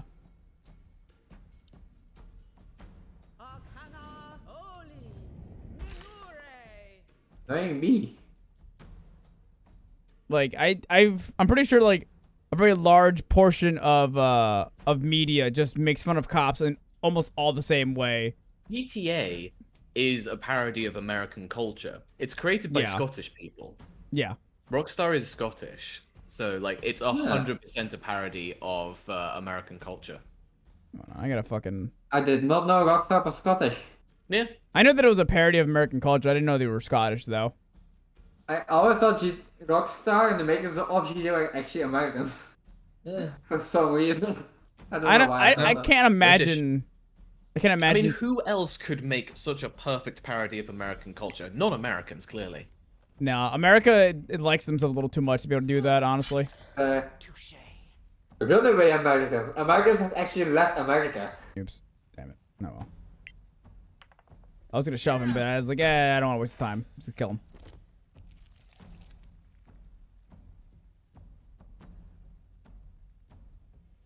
One skeleton left. Oh yeah, game theory. What was it? So essentially, there was it's not even just like one time, but there was a couple of YouTubers who have criticized game theory for getting things wrong in their videos. There was one in particular. Actually, there was one video in particular that I watched. There was a lot more videos, but there was one that I watched specifically talking about For Honor. And Oh yeah, wow. with, like Skelegrim. Holy yeah, Shadowverse, everyone, and all that. Yeah, everyone was on like, his ass. This is hella wrong. Yeah, this is objectively wrong on almost every level. And it's like, bro. Going in for Joy. Oh, sweet. He could not take the criticism at all. He fucking went on Twitter, talked about how everyone just being haters and all this. Like that, he went to a man-child mode. It was really out of like I've never. I don't know the guy, but like from the way he presents himself online, it felt out of character for him. But like, I don't know. But yeah, it was weird, and everyone after that just kept making fun of him because of his incredibly like small or He's large also ego. been on live streams where he essentially dismisses any and all criticism as haters. Oh yeah, that was the thing that did happen. Yes. Yeah, there's quite a serious clip of that. It was just like Let me see. Which strap check is it? That might just go the way was a step in there. Yeah, I will open the door. I have the key. Nani? Oh yeah. The door is open.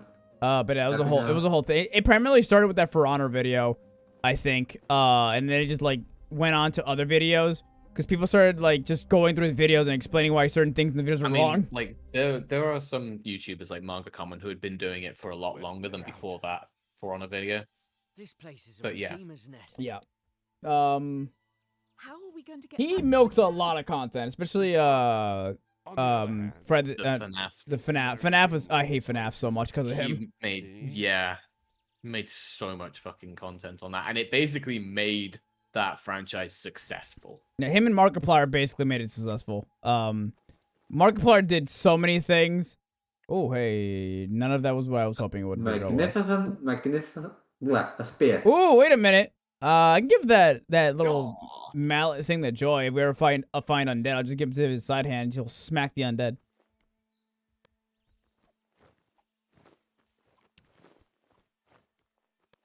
Yeah. Mm. The poo throwers are next. Oh, wait. Yeah, cautious. Yeah, cautious. So we're gonna fight gorillas now, Captain. Oh boy. They throw rocks at you. Well, or is it poo? I Whoever hope knows. it's rocks, cause like it looks kind of like poo, like very large dookie poo. I'm gonna take a shot with the Josie. Oh, they are just literal gorillas. Well, there Yeah. is a giant white one that we fight later on. They're pretty big. 'Cause Like- I know there's a demon that's like a gorilla. Or is it a devil? I can't remember. Ugug, watch me. I am gorilla. Ugug. I'm gonna go over here and hide. Oh, really? I'm gonna go into stealth mode. I'm so stealthy. Oh, they're all surprised and shit. Well, we're gonna go into a long rest after this anyway, so... Joyce had his browser in incognito mode.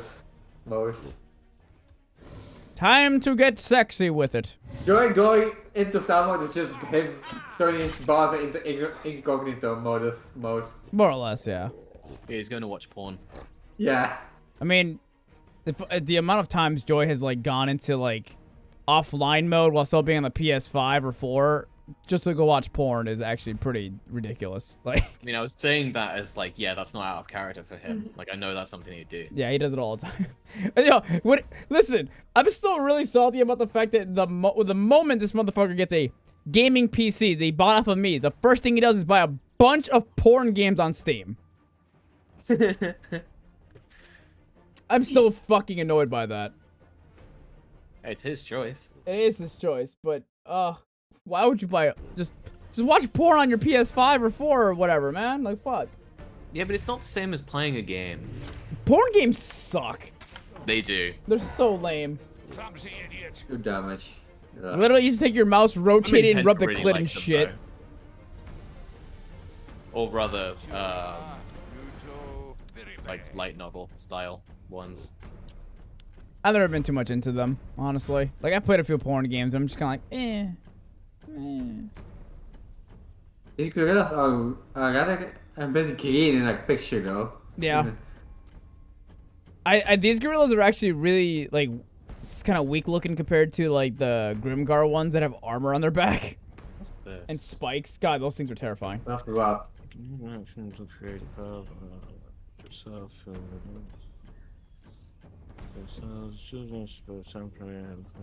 Wagga, wagga, wagga, wagga. I should probably upload a TikTok. Fuck it. Fuck it. Temporary That's hit point. Just 10. Not a shabby. Oh, I got one as well. Yeah. Time to go in. I'm so confused by this. What the fuck? It's mostly ass pulls. What are we talking about? I don't remember if it was cops or something. Talking about a porn game still? All porn games have ass pulls. What are you talking about? Oh, I it's was still making- about I was game making a theory. terrible joke. I think maybe yeah. Oh yeah, I was talking about game Yeah. theories. How game theory. I was making a just- terrible joke. Just ignore me. No, I like the joke. It's funny. All porn is ass pulls. Oh, shut your face, lady. I'm gonna go back and hide over here. Stealth mode. The porn watching mode. I'm back here now. Thanks for watching porn. I haven't watched porn in a little bit. Miss, bitch. Yeah, their poop or rock or whatever is really bad throwing. Like, they're terrible at it. Or they just get really bad rolls. Okay, this might actually be a problem now. Oh, wait, no, it's not. Go fuck yourself. Oh. I Wait, what? got a max damage, I think. Oh, it's your turn. I see. Yeah, that was so It used sick. all its movement. Oh, okay. Yeah. Intelligent. These girls are really bad. Did he also throw a rock? Yeah, he threw a Or rock. they- He threw a rock and then he moved. These girls just have move and then go. realistic intelligence, while skeletons do not, or undead or whatever. God, Captain want to use temporary speed like I'm Captain getting. didn't get to go to the place where me and Weiss went to in the first campaign, where it was just the entire castle full of undead and vampires. You're lucky, because that was very miserable. I still want Captain to get to the dwarves in the first campaign. Yeah, the door. Oh my god, I don't think I want to see Captain's reaction. Listen, if Captain couldn't deal with the fucking paladin scene, he's not gonna deal with the dwarves and their voice acting, because that's the worst British accent slash like dwarf voice. Wasn't even British? They were trying to be. It just wasn't British. Wasn't he? When I get offended by a British accent, you know it's bad. Like. Yeah. Well, it's fine because I've got the game on low volume, so I wouldn't be able to hear it. I'm not here for the sound. The voice acting in the DLC is pretty okay. It's passable. YouTube at video least. of the dwarves, and so did the Captain. We can find it.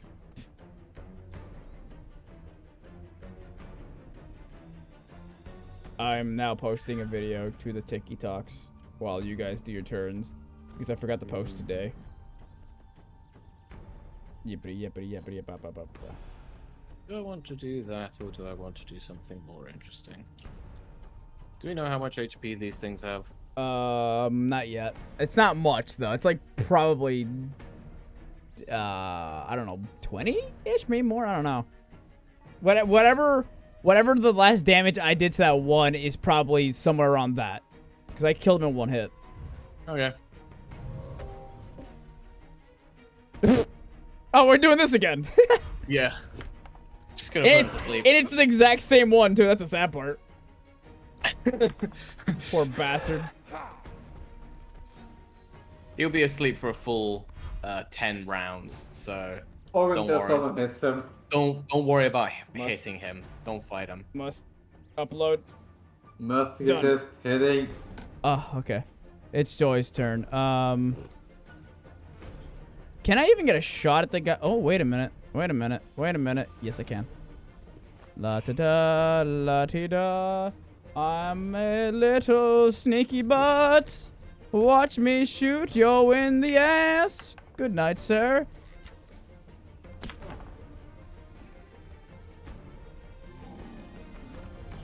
Okay. Can I get an... All right. Can I... If we are to attack him, it'd probably be best if it was Joy, because you get sneak attack damage. Oh, yeah, bonus. yeah. I'm bringing him over there. Sneaky, sneaky, sneaky, butt cheek, sneaky, sneaky, sneaky. Oh, you can climb up there, huh? Oh, yeah. Sometimes I find it hard to see what's, like, terrain that you can actually go to. I think whenever What's you hover over outbound. something, it shouldn't have a... When it doesn't have a, like, the indicator of the circle is probably where, I think, or an X. In combat, I think it just has a little circle thing. You are reckless now. Goodbye, sir. Oh, Wow. Jesus Christ. How much damage was that? 18. So they have like 20 HP. Yeah. Somewhere between 18 to 22 is probably the range. Because how much HP? He looks like he has like maybe fucking 2 HP left. My turn. 1 or 2. Ooh. I'll take him. Oh yeah, there, him. He's just like, I'll take the leftovers. Can we like talk about how hard anime girls are like just shrimping over Aki from Chainsaw Man? And how most of them are so mad about the fact that Aki's hair stands out, which he just ties it up and it just stays up. Like they're all mad about it because all he does is tie his hair and it just stays up. Well, are they jealous? Yeah, they're jealous. They're just mad about it. They can't figure out how he does it with just tying his hair. That's all it is. Yeah. Also, by the way, that entire they're jealous about Ponytail Man. The entire scene where he's like doing his morning routine or whatever, that's all anime only. I'm happy. Oh, really? Yeah, I'm so happy. They're giving Aki really nice. They're giving Aki and Power more scenes in the anime, which makes me happy. Because I really like having more of those two. Because those two characters are really, really important to Denji. I'm happy that they get a lot more screen time in the anime at this point. At least in this point in the story. Bam. Yeah, it was episode 4, wasn't it? Yeah. Very good. Very happy. Oh, I guess I didn't need to climb up there. Fine, I can just climb up the wall then. Power is definitely a character that I like as a character, but I would absolutely hate in real life. Just strangle the bitch. Fucking hell. Alright, time to murder. Oh my god. You still asleep, little guy? Can I, like... Can I throw? No, I can't throw. Okay. I skipped ahead a bit in this video to the part where they showed the dwarf, and now I have something to show this post the captain. Oh god. He's gonna wake up? Hey buddy. You stay asleep there? I found a video where they show the dwarf, where they will show the dwarves. They're fucking so gross. Like they're not even trying to do anything in that fucking in that section of the game. No, it's a long video, but I skipped ahead. I skipped and copy pasted from a point in time where they show the dwarves. So you don't need anything much of it. Just watch the dwarves, Captain. Alright, I'll just watch the dwarves. Okay. Can I get those classes I noticed different ones are associated with different nations. I don't even know. I need to look more into that. Someone's asking me about how in Log Horizon classes are associated with different like nations essentially. So like monks are their armor looks more Chinese, while the What went wrong there? Oh yeah, I can't imagine what went wrong with you getting spotted by a fucking sleeping gorilla just waking up next to you. Wow, it can't hit for shit though. That's pretty depressing. Oh, it's trying to run away. Let's go, fool. That was so sad. These poor gorillas. But yeah, someone's asking me about like why the classes all like look like they come from different nationalities and stuff like that. It's because I believe the way to partially it's probably just a way to like visually distinguish different classes. Yeah, they talk about it in the first light novel. The game that the Log Horizon is based off of has a lot of different inspirations from Chinese, Japanese, American. I think like all the armors for the tanks are all European stuff, like medieval stuff like that. There's like a bunch of stuff. That's why all the classes like look so diverse. Is because it's supposed to be a game that's supposed to be played around the world, so all the classes look like represent like one part of the different world. A lot of MMOs, right? Like Final Fantasy 14 has like I'm pretty sure they have like a samurai class and stuff like that. Yeah, I think questions like that come from people who just don't really either don't know that much about MMOs or they just don't notice these traits of MMOs, honestly, because like most MMOs have that where all the classes look very different from each other. Okay, that's up again. Except for I guess possibly I don't know, Destiny and like classes just kind of like mix together in a way sometimes. Like I don't know, Destiny makes me mad with the class designs with the way they look. Like yeah, they look different from each other, but they just like you can tell they all come from the same universe, I guess. Because like I don't know which circle does what. I can choose a circle that gives me spell, but I don't know which circle. Oh wait, it's Path of the Claw. Oh, I forgot the Path of the Claws in this game, where I can be basically a half dragon thing as my. Yep. And you can start breathing fire already. Yeah, I'm pretty sure that's like a really low chance of hitting though. I don't know.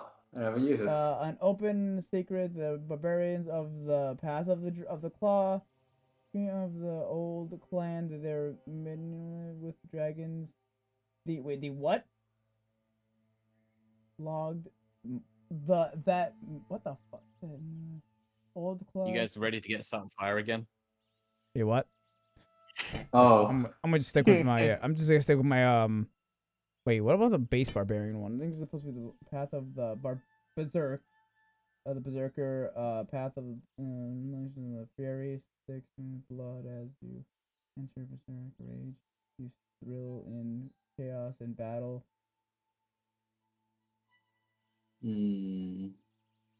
Jesus Christ, this one sounds like the worst fucking one.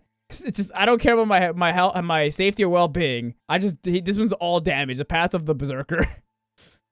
It's like, yeah. But I'm the tank. I should be staying alive the longest. That's why I like the path of the stone. It just gives me more HP and more tankiness. I'll still do a lot of damage, but I'll stay alive and keep you guys alive longer. Why stop spamming Snapchat? I can't remember what the subclass is called in D&D. It's like Ancient Guardians or something like that, Path of the Ancestors or something along those lines. It basically allows you to reduce the damage that your teammates take if they're like nearby. Like you can just like on reaction if they're about to take a hit, you that's can just for reduce the damage they take. Paladin, right?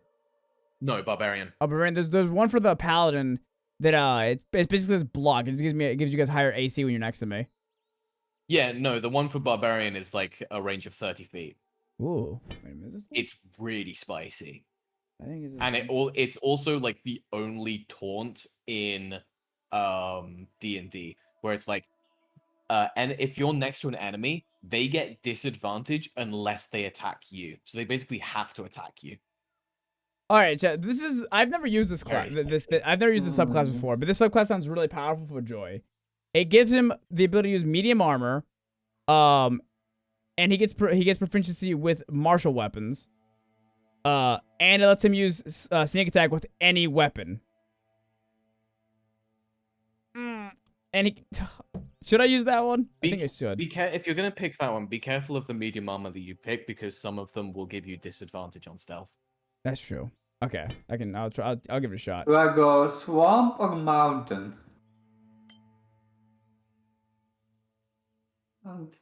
I can choose. Okay, Josie. Let me know if you have any questions about this game, by the way. I know Josie's been looking at this game. Joe might play with us because he likes he was like asking a question about this thing. And you know what? If Joe does play with us, I can tell Norberto that Joe's just better than Norberto, and it's gonna piss him off. Like, I'm just saying. Well, I think he already is. Right? He's been getting mad. So I'm like, well, not only that, Joe's playing with me and Weiss and Captain on stream. So you don't need to worry about it anymore, Norberto. You don't need to worry about it like coming to our streams anymore. You're fine. He'd fucking lose his mind. He would fucking get so mad. He'd go ape shit. Oh fuck.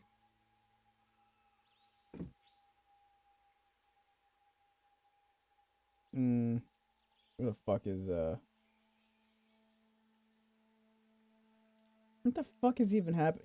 TikTok's so confusing. Why the fuck is a video that was doing so badly for like last week now suddenly going viral?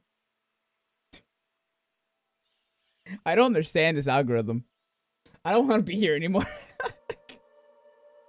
Jesus Christ.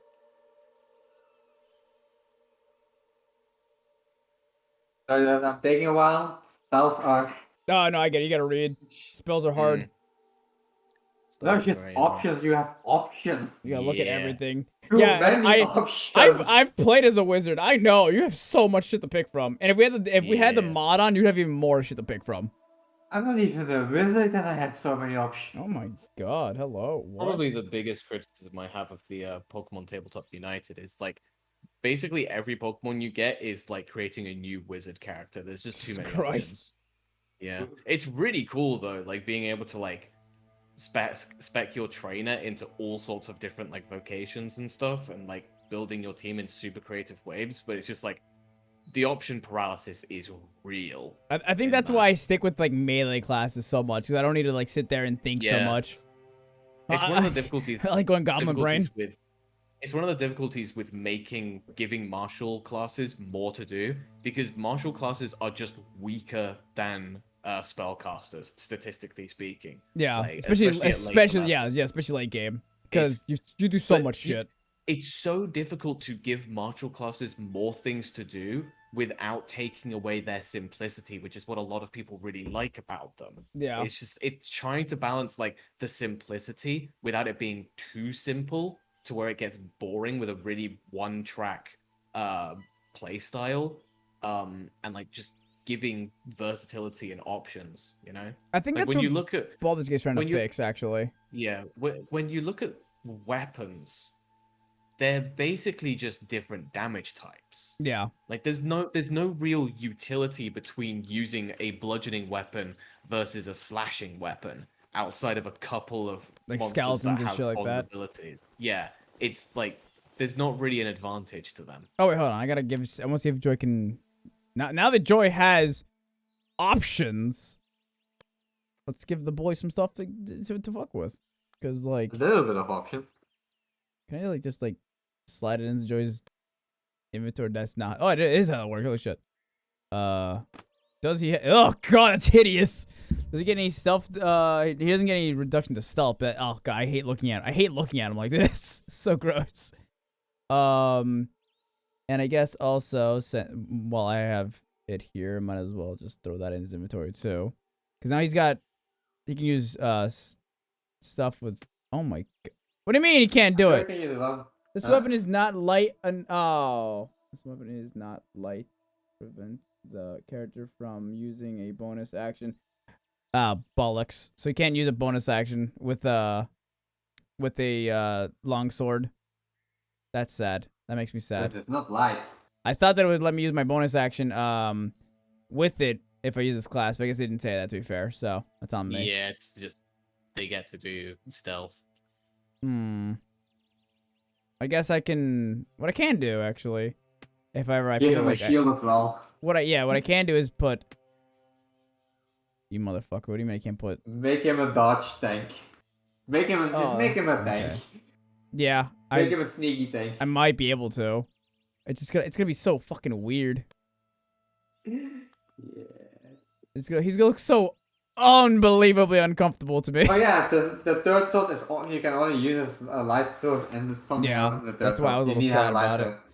So Joe's gonna maybe put a long sword in the third sword with a. I can give him a. Oh, I can't use a short sword in here and a light source. Oh, I get it. So it's always the primary. Got it. Okay, whatever. Fine game. You really want to be a bitch about it. So I want to see how much sneak attack does with this martial weapon. He gets one. Okay, so okay, we'll see. We'll test this out. We'll see how I feel about this. I don't know. Can I? It also means he can now use long bows instead of only short bows. That's true. Oh, that's powerful. Excuse you. The fuck was that? My dog. I heard something drop in the hallway. My dog being a little bitch. You have been excused. My dog has been very much a bratty little shit stain for like the last week. Up to the valley. Mostly because he hasn't had his anxiety chewies, unfortunately. He's been very bratty. Oh yeah, I have good berries. Yeah, we don't need anything except good berries. Arcs. Hey, Arcs, finally something. Arc. I want murder. Who eats with a fork? I want blood. Oh my god, we're still asking questions. Okay. Okay, cool. Soup. You eat soup with that? Mm-hmm. Good berries and with soup. A fork. Huh? Oh. Are they across the river? One of them is. Oh my god, I'm gonna be a dick. What are you gonna do? We can just like have Joy high. One of them is on. One of them is above us. Oh, okay. 2 of them are above us. Oh, there's And 2 one behind is us. behind us. I mean, what we could do is back up to the top We'll over stay around there. it. Yeah, we could just go up to the top. I thought we were ambushing them. There are also. Yeah, we are ambushing. Wolves. Oh, yeah, I We might remember. be ambushing them, but that doesn't mean we get to lay an ambush. It just means they get fucking surprised because, you know, this game is... That's so silly. Yeah. Okay, so what the fuck is Joy gonna be? They really should just like let you choose where you're gonna be standing if it's gonna be an ambush, actually. Yeah, I know, right? Where the fuck should Joy even go? I don't even know where to go. Fuck it. Since it's gonna be surprised, I'll just put Joy over here. Wait, this guy over here too. Holy shit, they're everywhere! Yeah. Yeah. Alright, fuck it. I told you we're surrounded. I'm just gonna put Joy up here. I am not gonna try and cross this river. I would not bother with that, honestly, yeah. They can try it. That's why I think we should just all get on top of this hill and just like take the hill. I think the top part of the river you can just walk through, it looks like. Surprised. Surprised. Surprised. You get it? They're surprised. Oh my god, I'm surprised. Who should I go after? You know what? I'm gonna head over to this scrub lord. Back here. Yeah, I'm gonna head. We just gotta clear this bitch out, and I'm gonna move back to more near to the edge so they can start like coming up and we start beating their asses. Yeah, why not? Okay. Look at Chugga. I guess I'll be Captain Safety Spell. Safety. Oh, I forgot. I don't think. Wait, who the fuck is this guy? But if you have the band. Okay. Oh yeah, temporary health. Oh no. No. I don't know where to position myself. I'd get to the top of the hill too. Yeah. If I get to the top of the hill, the orc at the top is just gonna want to wallop me instead of Joy. Maybe. I mean, he'll have to get past Joy. Not necessarily. There is one over There's here no- that just there's can't no get there. Oh yeah. Yeah. Hmm. Like, there's there, I can sit there, but that's as far as I can go to the left or to the right. Wait, we should stay down here, I guess. And we should spell them from down here. If you get in trouble, I'll run back down. Yeah, okay. Yeah. On the bright side, we can probably put down the concentration so thing. back. I'm pretty sure they have shitty dexterity, don't they? Probably. I now have thorns. I spike. Oh hey, put that right in front of your shit. But where do I put it? No idea. I'm been distracted by maybe pretty lady. Hold on, here. I gotta stop looking at that. Women are such a distraction. Oh my god. I matched with a pretty girl on a dating app. I'm just like, hello, hi, how you doing? They have a good bio. It's all in a different language, so no. Oh. Well, okay, I see different language. I'm pretty sure it's Spanish, so I could probably understand it. I'm just too lazy to read it. Spike. Well, it's not like you read that much anyway. I don't read Spanish at all. Like, I know it. I just don't. By the way, fun fact. I got shit on, but well, not actually shit on, but I got like shit for not understanding Spanish through text by a girl when I've never actually been taught to read Spanish. By the way. Oh, really? I don't know. I know how to read it because of just like being forced to learn because my family's dumb. Oh, I still do get bonus actions. What is this game talking about? Oh, I have the bow and arrow. Wait a minute. If I switch to the sword and shield, it's not gonna work. Wait a minute. Hold on. Yeah. What if I do? Hold on. Even if you're not, you can't say you can't have set of bonus actions. You just cannot use a bonus action to attack. Well, anymore. that's the thing. I can use bonus action and then switch to an attack. Okay, this game No. works. You didn't understand what I said. You can still use bonus action even with a long shot. You just cannot use a bonus attack action. Yeah, I with can't use a long shot. bonus attack action. That's true. But you can still use the other bonus actions you have, like sneak and dash and stuff. Oh no, oh my god. Oh, okay, we're doing this then, bud. Oh, stop hitting Joy. He's too pretty for you.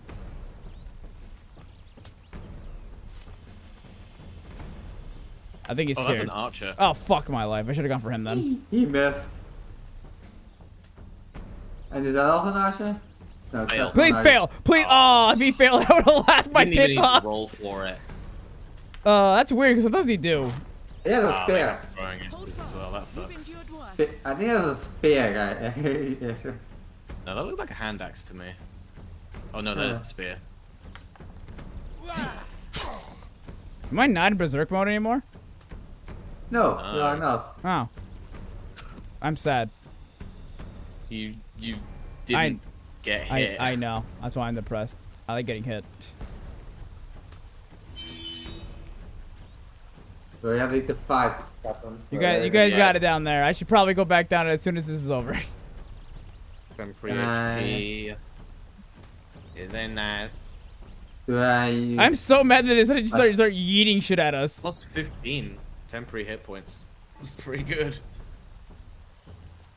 That's actually insane. 15 and that's just a power I get to use like 2 or 3 times a long rest.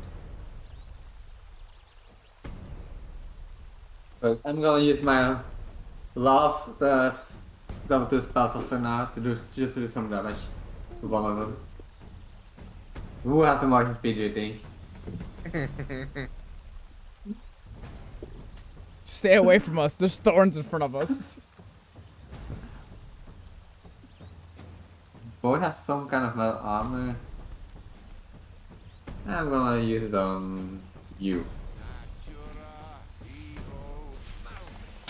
Hey, nice hit. Ooh. It's good to have 2 spells, but they also take a bit of damage over turn, I think. If he runs into the fucking vines, I'm going to lose my mind. He has a bow, so I don't think you will. That's why I use it on him. Taking acid damage each turn until the effect ends. Do you remember NNN? I have no idea what NNN is. No, not November. Oh, that thing. Yeah, I don't. Listen, I've Either had that or non-stop not November, whichever is your interpretation. I fucking hate. I think we were talking about how much I hate November as a concept. It's a meme, like 100%. People take it seriously because it's funny, but He also has a bow. They all have fucking That's bows. annoying. They're so much fucking cunts. Oh, he also has a bow. You got close to the only melee unit. That's funny. I didn't even realize it.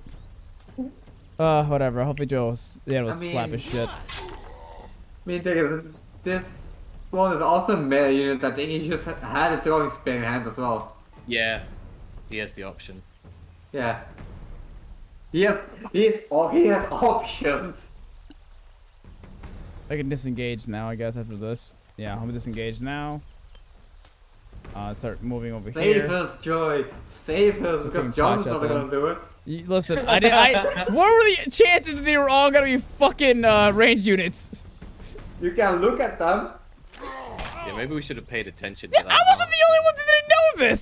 Like, well, it's not like I can go anywhere because everything's scary. Yeah, and I was staying with Captain because everything is scary for Captain. That's true. Everyone thinking he's very scared for Captain. He's dead. He's getting curious. Yes! What a fucking retard! Aww. Did he touch the vines, or is it just poison? It was the acid damage. Oh, that's fucking great. Oh, of course, him, you fucking melee. This is bullshit. I don't know. You know what? No, this is what we're doing. You fuck this shit. No, we're done here. Fuck this.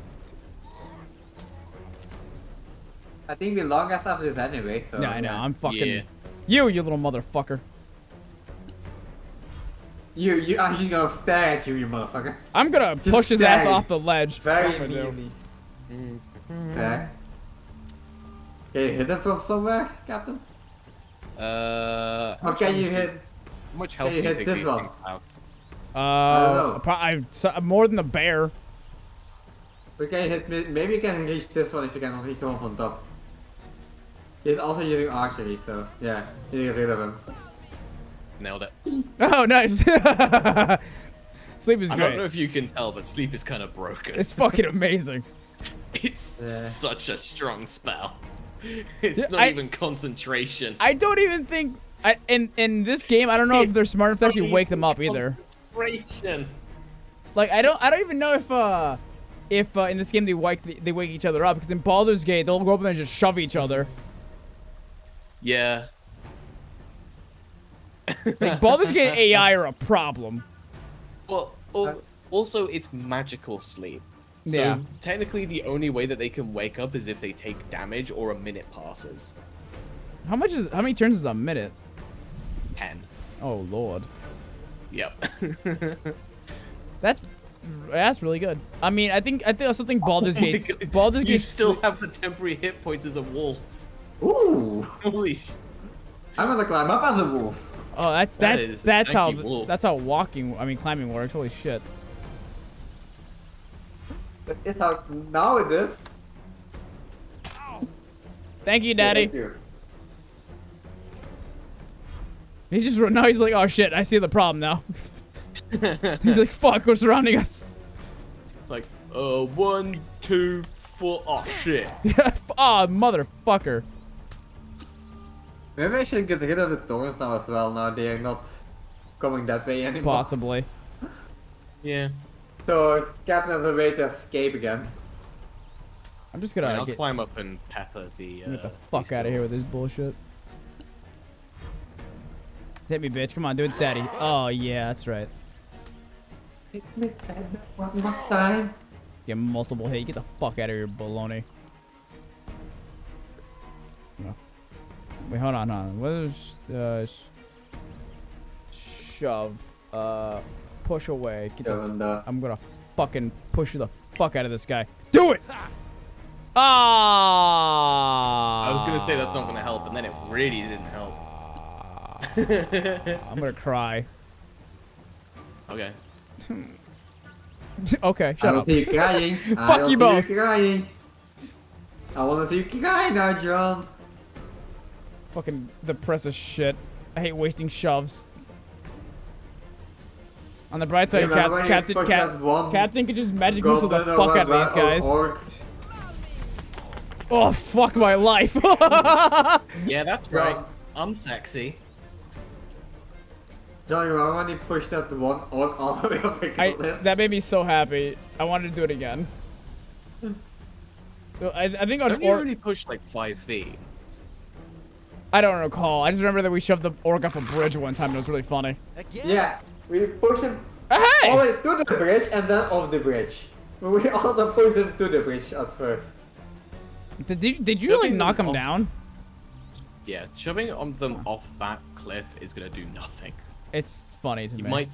He might take 1 damage. Did he just dodge? Fuck off, game. What the fuck? That is horseshit. He was prone. What are the chances that that's such malarkey? If you attack someone as that spawn gives you disadvantage. I'm gonna fucking. You know what? No, I'm tired of this. No, we're going all in. You son of a fucking bitch. You're gonna push him? No, I'm fucking just killing him. Fuck this guy. Holy shit, you're a fat bitch. He's alive. How much damage did that do? 2? I don't know. I didn't look at it.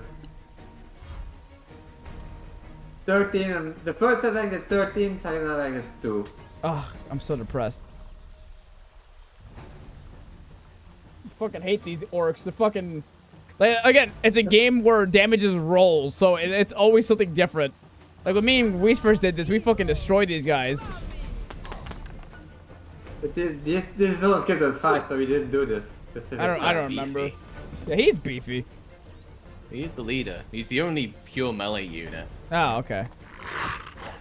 He is a berserker as well. I'm gonna slap his dick. I still have my extra hit points. Thank you, Captain. Yeah. Can you die? Oh my god. I could give the temporary hit points to John as well, and he'd be the tankiest boy ever. Oh, please don't do this to Joy. He needs. Oh, thank God, he went for me. Oh, you're so cute. Thank you for that. Nothing. Absolutely nothing. Oh, thank you, Daddy. May I have another? All right, we're trying this again. For you again. He's too heavy. I'm gonna. You don't understand. You're just weak. You don't understand. I don't care which it is. I'm angry as fuck.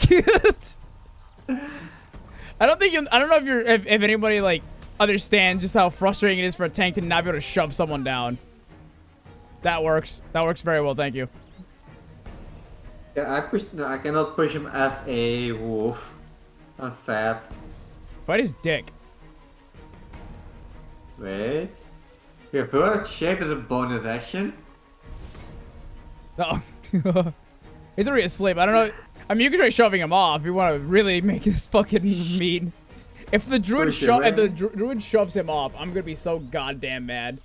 You cannot shove a prone target and he's sleeping, so he's prone. Okay, just bonk him, I guess.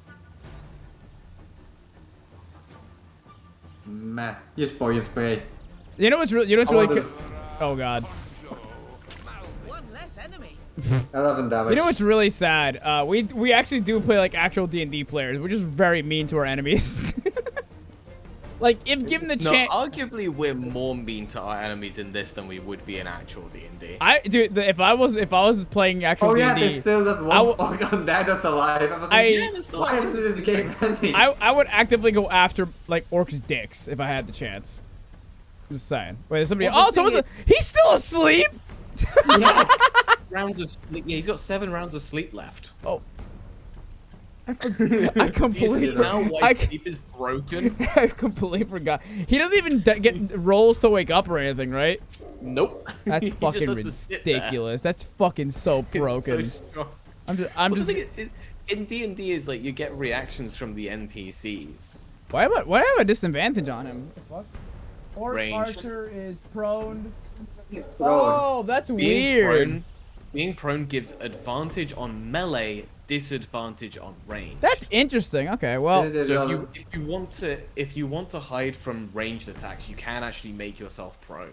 That's hilarious. Okay, well. Yeah.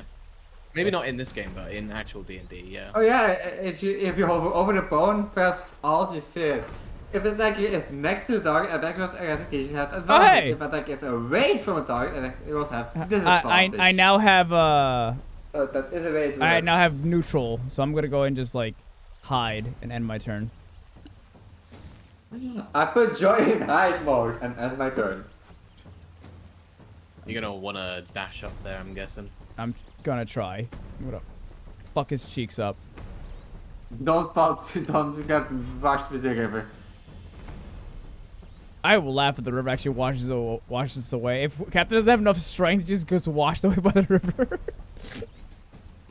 I mean, it's such a dick DM move to do. Yeah, I try not to be a dick DM. Steps into the river. All right, do a strength saving throw. Wait, what? Target is It was quite funny with the Keel's dungeon. The door to like get into Keel's chambers had a mural of a beholder on it. That was quite funny. They were like, I can get right up in front of his face, but I cannot hit him because I need to have another action.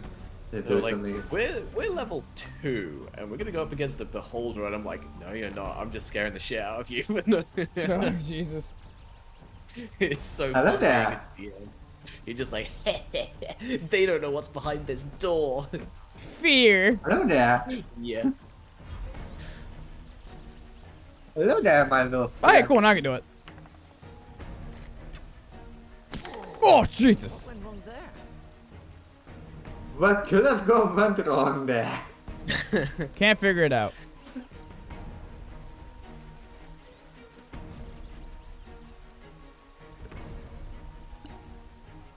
Oh, hold on. Hold on. Oh, holy shit, my back. Oh, it's itching. Oh, that's good. Oh, that's good. I just realized I don't have anything in my fucking, my secondary slot as a weapon. So I'm gonna go ahead and just put an axe as my secondary weapon. There you go. And then I'm gonna come here. And then realize I can't go any farther. Oh, yes, I can. Hey, yo. I think. It won't let me. Why won't you let me? There you go. Hello. The captain just magic missiles this thing to death while we're all here. Bees! The bees killed them! Oh, I love to see it. To death. But can you imagine? Can you imagine a more horrible way to die than bees? I've seen a lot of movies where the bees actually kill people. Magically put to sleep. He woke up to a fucking arrow in his fucking shoulder. 3 dudes surround him, and then he dies to bees. That's pretty miserable, I'm not gonna lie. It's a horrible way to go. It's like, put me back to sleep. I want to go back to the dreamland. Oh, arrows in here. Oh, thank God. I'll get this to Joy in a sec. Let me just put them there. Like, I heard that this this build for rogues is actually like really powerful, but like you gotta get the right equipment, I guess. Yeah, but you gotta have a longbow. Yeah, you gotta have a longbow. I mean, More rogue- arrow. Ooh, potion. Rogue's pretty powerful in general. Yeah, They pretty much only do one thing well, but they do it so well, it's horrible. Identified potion, gold, access, self-defense. Has to be said though, they're not exactly the most like interactive class. nah. Usually, like, almost everyone plays them the same. I am the Yeah. edgiest of edge lords. My family No, died. I mean, blah, like, blah, from blah, blah, blah. a gameplay standpoint, it's pretty much like stealth, attack, and that's like the only thing you do. Yeah. I think that's why this Which is kind of similar to a lot of martial classes, honestly. yeah, I think that's why the this subclass was made for this game, where you can actually be kind of a ranger from Lord of the Rings, and you get medium armor, you get longbows, you can still use stealth. I think there's one armor in particular in the DLC that we're playing right now that you actually get a hood, which I want to find that one because it looks pretty. Ooh. No, my dog is being quiet. I don't trust it. Whenever he's quiet, it's like having a child be quiet. You just don't trust it. You never want to trust a child being quiet. He's also a little shit. I was a quiet child. I don't trust you. I mean, Look, okay, that's your prerogative. okay. So like, quiet children, as in like Well, still no when they're sign normally of loud. civilization. I mean, you know, like imagine if I'm Oh, yeah, being go on. quiet. Yeah. You're too green for the Badlands. Stop You know, if whining. anyone that's normally loud is suddenly a bit quiet, don't trust it. Yeah. I say, Like, up and down, up in the My dog's an ass. When he's quiet, I don't trust it at all. Yeah, like that. Oh, I can't wait for us to get to the racist king and people. Yes. Are we gonna make him mad again? No, we can't. But I will actually. I still need Captain to record the thing I asked him to record for me to do the little yeah. joke thingy. Cause I'm just gonna like literally go off on the bitch for saying the shit she says in the beginning. She literally goes, "Oh hey, at least one of you is a part of the superior race," and looks over at my orc. What the hell are even you? Like she doesn't know what the fuck the orc is. Rise later. Like she's so incredibly rude. If you're a human, by the way, she's just like freaks out on you because you're a human. Like that city's is so goddamn racist. Do we have humans? No, we don't have any humans. We're all non-humans. Can I pop this with this? I don't think so. Yes, I can. Yeah. It's not. It's just Keep popping. free popping. Reminds me of my Joy's mother, my aunt, who likes to pop pimples, and it's really annoying. Keep popping. I fucking can't listen. If you have a pimple on your back, she's gonna go for it. It's fucking weird. Oof. I give her so much shit for it. Like, Titi, you're them down. I love you. You're awesome. I want you to be my mom, but you're so gross. Stop it. Gold locket. Flaming arrow. Oh no, Captain. Thought that at the last second. Yeah. I found 5 flaming arrows. Hey. Joy. I like the arrows. I'm coming. Oh, you got. Oh, you took it. Yeah, I took it. I was going for you. Yeah. Just wait a second. Where are they again? I need to put Did I take a mace from my fucking orc? I'm so sad. I don't think I did. Joy now has some in his I inventory. didn't take a mace. Fuck my life. No. Cool. I actually needed more arrow. Holy shit. Oh yes. Oh yes. It was just not normal arrows, like flaming arrows. Gotta hit some ugly fuckers with that shit. Ooh. More loot. So God of War's coming out soon, and I really want it. A rapier, if anyone needs a rapier. Why are rogues so edgy? It's just mainly by like the looks. Like I've noticed when it comes to like the design of characters, it always attracts the edgiest of people. Like every fucking Reaper main in Overwatch, except for like okay, every Reaper main in Overwatch is one of two people: the chillest motherfucker or the dumbest edgy piece of shit. Like there's no middle ground. And Also, the name Rogue yeah, implies that you're going off on your own and doing your own thing. yeah. The amount And like the context that they give for being a rogue as well is just like straight up like you were on your own and you had to fight for survival. There's a short rest camp over here, by the way. Hey. That's short rest you can always short rest is a long rest camp. Oh okay. Yeah. I don't remember. We'll remember that place. Yeah, That's characters designed like Reaper or like Genji usually attracts the same guys who like Sasuke. Is the best way to explain it, really. I mean, Genji only in that one skin of his.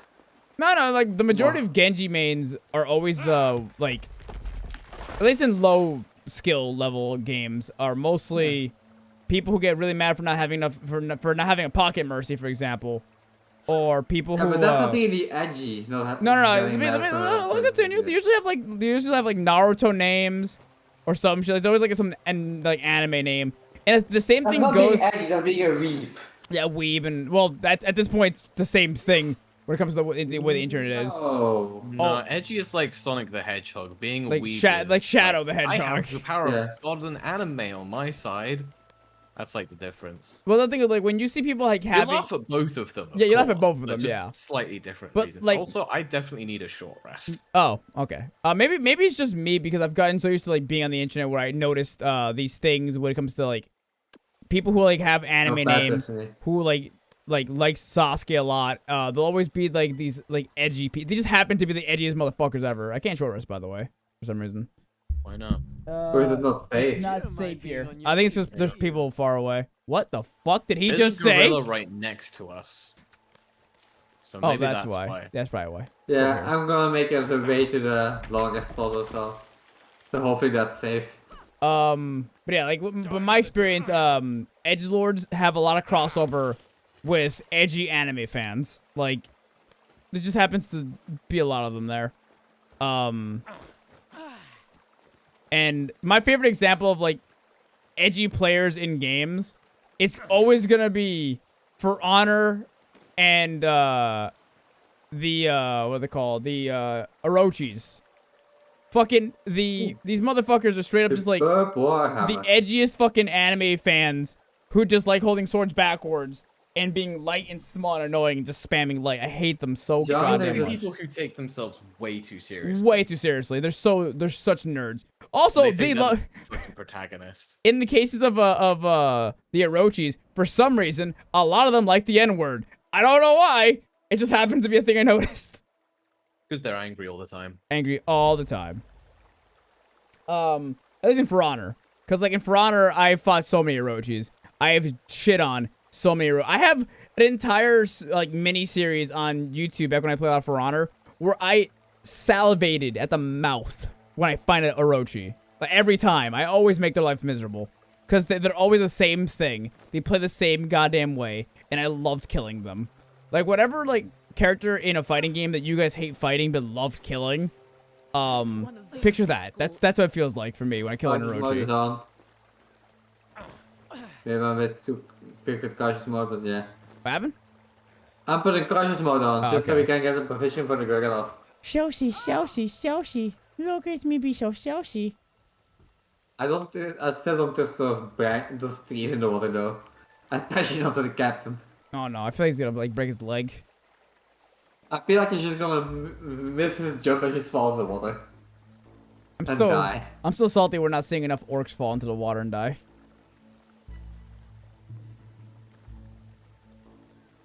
Okay, check that.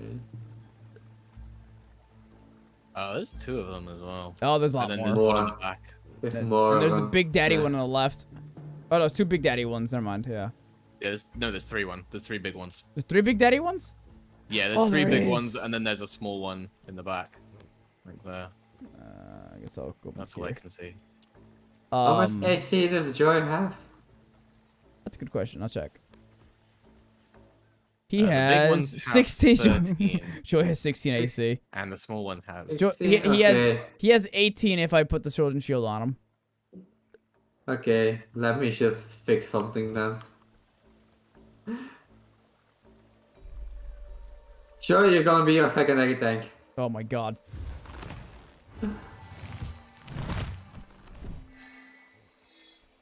This is sure good. Sure is not our secondary tank. If rogues are edgy, they would are priests. Like the good people. They're the good ones. Yeah. Like whenever I fucking meet healer, like every time I play a game, regardless if it's Overwatch or D&D, Whenever I have support people or healers. I'm gonna put on my temporary HP onto Joy because he's probably gonna be in combat as well. Yeah. Hey, taking everything. Hey, you know. Okay, ready? I'll have Joy shoot a shot. Okay. Take it to the booty hole. Ooh, look at my initiative. Oh my god! Ooh, tasty. That was a good one. Oh Do it god. again. Can I go back in the hide? Oh no, I gotta run away. Don't look at me. Don't look at me. Like. Can I hide anywhere? How the fuck did he see me back here? Holy shit. Oh my There god. are 2 types of healers in our mode. The healer is like, you're healed, you're wounded, with 1 HP. Let's just heal you up for a bit. And you die when I say you die. Oh, you yeah. might need shield now, That's bitch. true. That's true. Alright, I'm gonna have to put you over here. There's the god complex healers and you have the healer. I think you have a much better grasp on like healers in games than I do because I rarely ever play healers. From my experience, healers are usually like my best friends. They're usually the sweetest people. Yeah, they always good people, but they're always good people on the outside. But they always see that on the inside like, yeah, I'm here the one doing things now. Yeah, I've met one healer that was very mean to me and Roberto back in Overwatch 1, where she was like, "You want me to heal you?" Beg. It's like, okay, okay. So whenever you wanted her to heal you, you had to call her mommy. Which, don't get me wrong, I was just like, I mean, you're attractive, so mommy. Fucking Roberto had a problem about it, and then he kind of started to get a fetish for it, but yeah. So now you know where his fetish for the mommies comes from. Yeah. I mean, I have mommy issues. Of course, I'm gonna have a fetish. He probably already had it. It's just awakened. Honestly, Yeah, I think you're right on that. Roberto has a lot of fetishes that are only awoken through like negative stimulus with people for some reason. Like, Roberto figured out with me that he likes being insulted, which I don't know how to feel about that. And I know that he has a thing with redheads from like Forsaken. I mean, who doesn't have a thing for redheads? Though? Redheads are fun. Especially just straight up gingers. I've only met one ginger my entire life that I was like, you're attractive, but I will never stick my wiener in you because you are a fucking annoying, scary girl. Or not scary, just annoying, creepy. Wow, I ran right through him. No, it's just meant to the guy that doing that.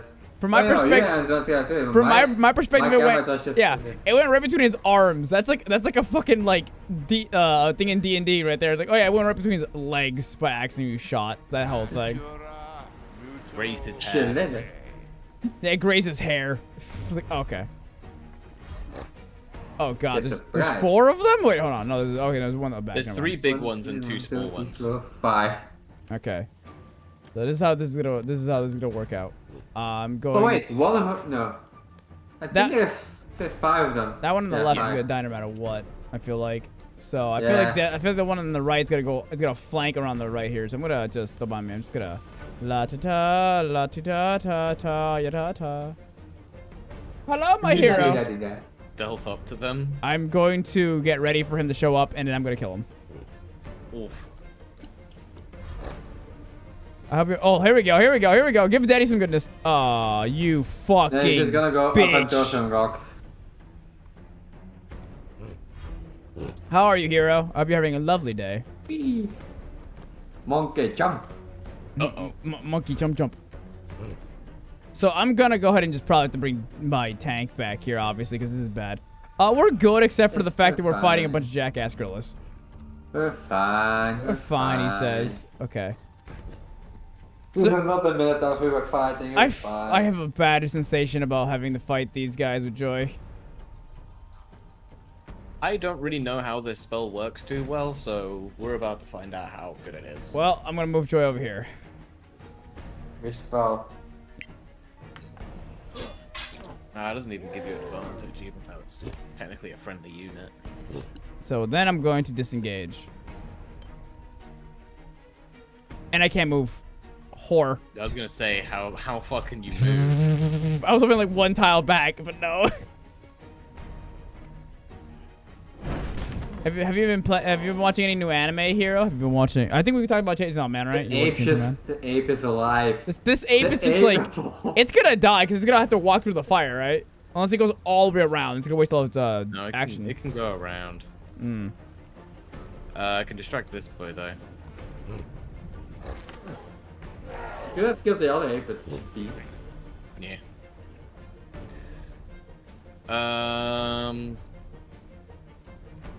I really want to take full cover here. Probably a good idea. They're gonna start throwing rocks at you. Yeah. That's what I was worried about. Oh, what do I want to do? I think the one on the that's really low is probably just gonna try. Okay. By the way, it is dubbed now. It's up to episode 2 now, and it doesn't sound like Bud. Humans. Oh, venomous attacker.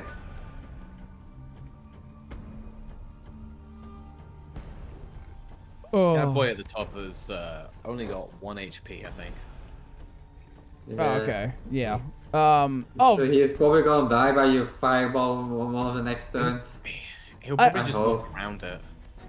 Also, I don't know if I don't know if we talked about this before, but like I don't want to say it's a controversy, but it's the small thing people are getting mad about for which I don't know why they're getting mad about. Anime community, you know what it is. When it comes to power in the dub. So, in I guess in Japanese culture, there's a way of talking that makes you sound like superior to people. And I guess people are disappointed that in American language, this is what they're saying, by the way. There is no way to like have that kind of dialect with a character. Which I don't know what the fuck they're on about. So like in the dub, all they do is just make Power have like this fucking god complex when she's talking, and just make her like talk down to everyone, which is basically the same fucking thing, just in a different language. It just happens to be dialect that us Americans and non-Japanese speakers don't even understand to begin with, and the only reason people are bitching about it is because a Japanese person who understands the sub talked about it, and I don't even think it was in a negative way. I was like, oh yeah, you guys won't have this because that's not a part of your culture. It's like, and then the weebs on the internet are like, oh no, the dub is inferior because we can't mimic something from their culture. No shit. No. Like, it's not inferior, it's just a different type of thing. Sub-elitist, basically. Yeah, it's ridiculous. It's the dumbest thing I've heard come out of the anime community when it comes to a dub in a while. People who are, generally speaking, people who are sub-elitists, they just don't understand the Japanese language in of itself. Yeah. It is physically impossible to translate a ton of stuff from Japanese to English, right? Yeah. Like itadakimasu, there is no direct translation. No. Right? It's basically giving grace to before you eat a meal, but on a cultural level, there is no direct translation. So usually it's translated to thank you for the food or it's time to eat. Yeah. Neither of which are technically wrong, but they're not direct translations because that just doesn't exist. Because it's a culture. Go trying to translate, I just said itadakimasu, or write it out, itadakimasu in English. Yeah. They're just often they just write out in English, that is as well in a sub as well. Yeah. In sub it's also said thanks for the food or it's time to eat. That's all. Yeah, because not always. Sometimes it's just written out fully, like in Japanese. Oh, that's what you mean. Yeah. English letters. You know what a lot of people don't understand about Naruto. Naruto will say I forgot what he would say. Fuck. It's something that is in Japanese that has no actual meaning behind it, but they kept saying it in the because it's Naruto's just thing he would say. It's like a made up word in the anime. I forgot what it was, but like a lot of people the one that they translate to believe it. Yeah, believe it. He would just say believe it. And the people who are sub watchers are like, that's stupid. Just have them say the actual word instead of believe it. And to an extent, I kind of like, yeah, I guess you can have them say that, but it's just like, it wouldn't make sense for a character to just say something random like that in English. It's basically slang gibberish. Yeah, it's just it has no meaning. There's so much of that in English that you just can't translate. You have to like give the meaning of. Yeah, more or less. Yeah, basically that. Oh yeah, date bio or some shit like that. Yeah. Damn, my tank is thick. There's a character in Nonon Biori who says Nyanpatsu, doesn't mean anything. It's just like she makes it up as a greeting. There's no way you can translate that into English. Yeah. Wait till the next one. You know, one thing that I find really funny about the I mean, like, also a lot of like cat puns when characters fit like essentially meows into their way of speaking. In Japanese, a cat goes nya. They can fit that into a lot of words and a lot of ways that they speak. We can't translate that because it's an unorthodox way of speaking. It just doesn't work. But also, you have to take it, especially when you translate from sub to dub, you still have to take into consideration syllables and lip syncing. Yeah, too. So, you know.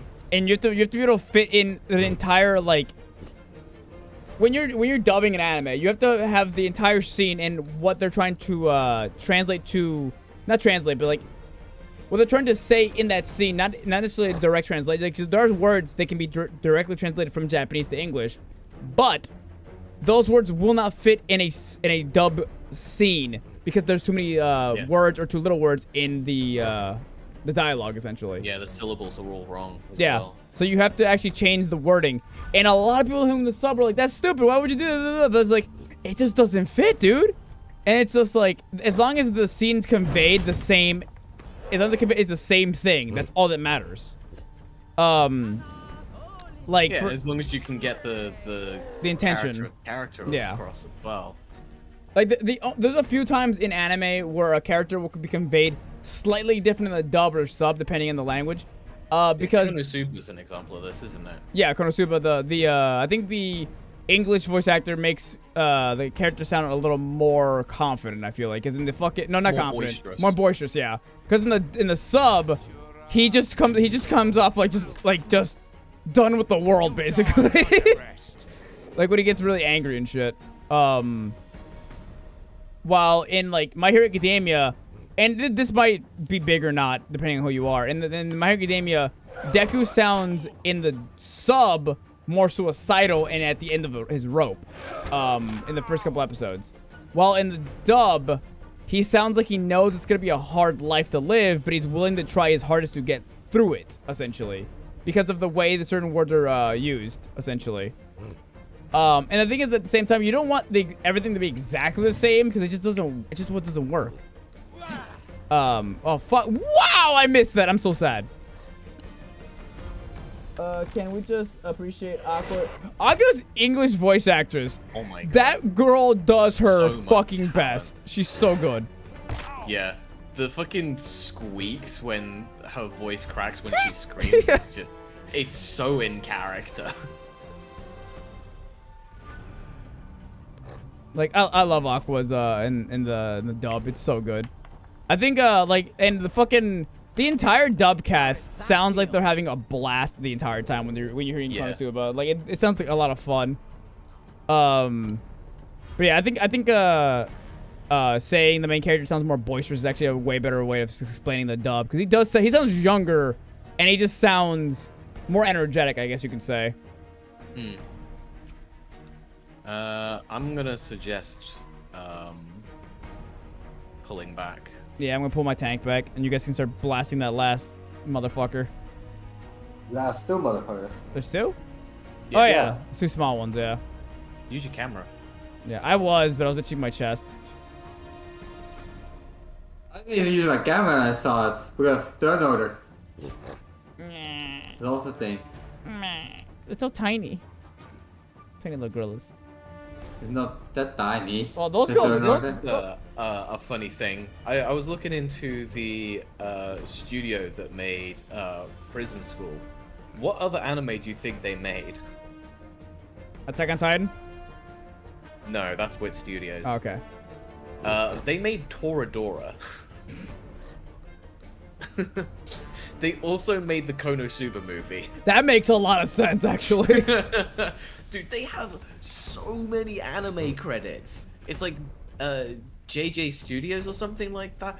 They have so many anime credits that date back to like the 90s. It's That's insane. nuts. The Prison School is such a good anime, though. It's so stupid, but it's so I actually fucking have a look funny. at it. Where is it? Here we go. I have to move back. I have to move back. No, I can't. I can't do. No. AC stuff. That's it. You know what? Here, I'll move over here. I'm moving back. They did Food Wars. They did the second season of One Punch Man, which makes sense because they can't do combat scenes. Yeah, that's fair. That's completely fair. Picking up girls in a dungeon, psychic. Yeah. The Hey, Konosuba nice. movie. Good shot. Is there anything else here that I really recognized? I don't know. Oh, they did. Way of the House Husband. I'm surprised I can't hide anywhere. Flying Witch. Yeah.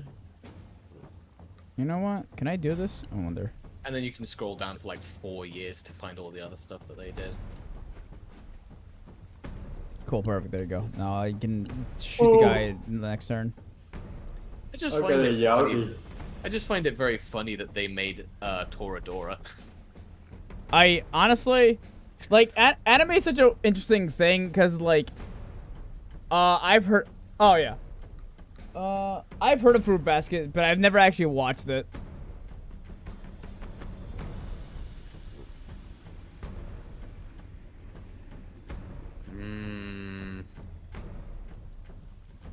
Yeah, I heard of Fruits Basket, but I've never watched it. I know that, isn't that the one where the girl hugs people in a house or some shit and they all turn to animals when she hugs them?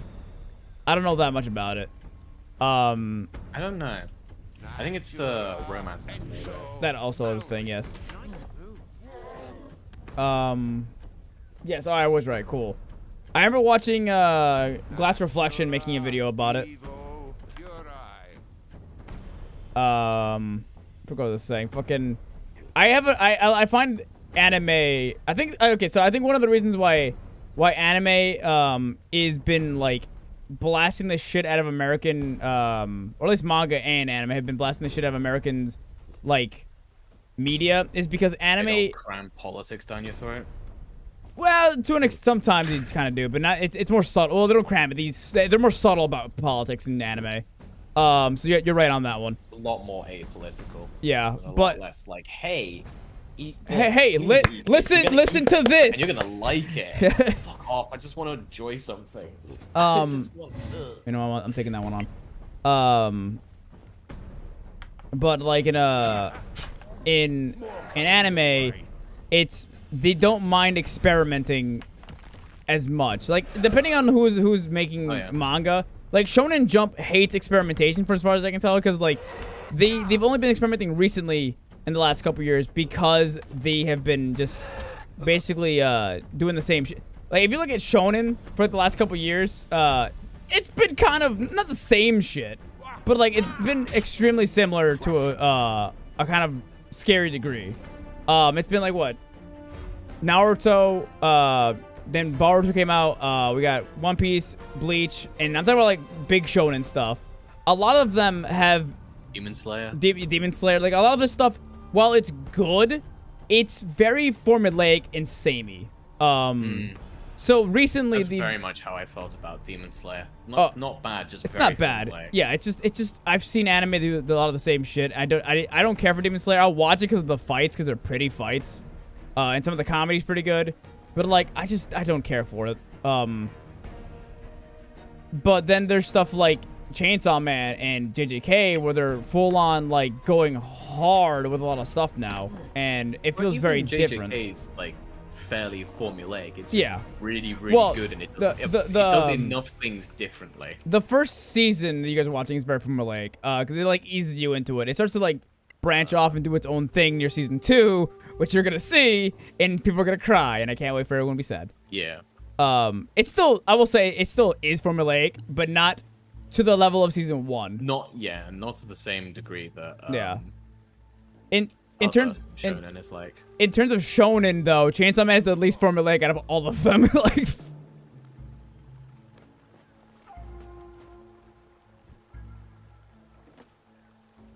Remarkable echo. Funny thing, I can understand that too, cause like I remember watching anime that I used to watch when I was a kid, going back and watching it as an adult, I'm like, how the fuck did I get through this without like losing my mind? Like, I cannot watch Inuyasha without making fun of this shit now. Like, Inuyasha...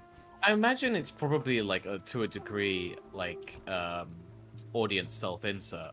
Yeah, right? I guess. Kind of a similar thing with Ancient Magus' Bride. It's like, they kind of need the main character to be really likable by everyone else so that they can, like, get the story going along. It's kind of like... Wow. Almost like a reverse harem, in a way. Yeah. There are empty spaces here. Oh, we gotta come back for some stuff later. Beetle shape. I think we gotta go heal. Yeah. My ass is I dying. have 2 healing spots left. So I guess we but- can... Yeah. Let's see. Do Wait, a short rest, I guess. before you long, yeah, short rest, go. Yeah. Short rest. But remember, before you ever long rest, tell me that you're gonna long rest so I can use my good berries. Oh yeah, your little good berries, the nice little tasty berries. So don't use our acceleration, but use my good berries instead. I forgot what else I was gonna say. Fucking balls. But yeah, anime's been going into this like path for a little while, and then in recent years, they've been getting better at not being as formulaic.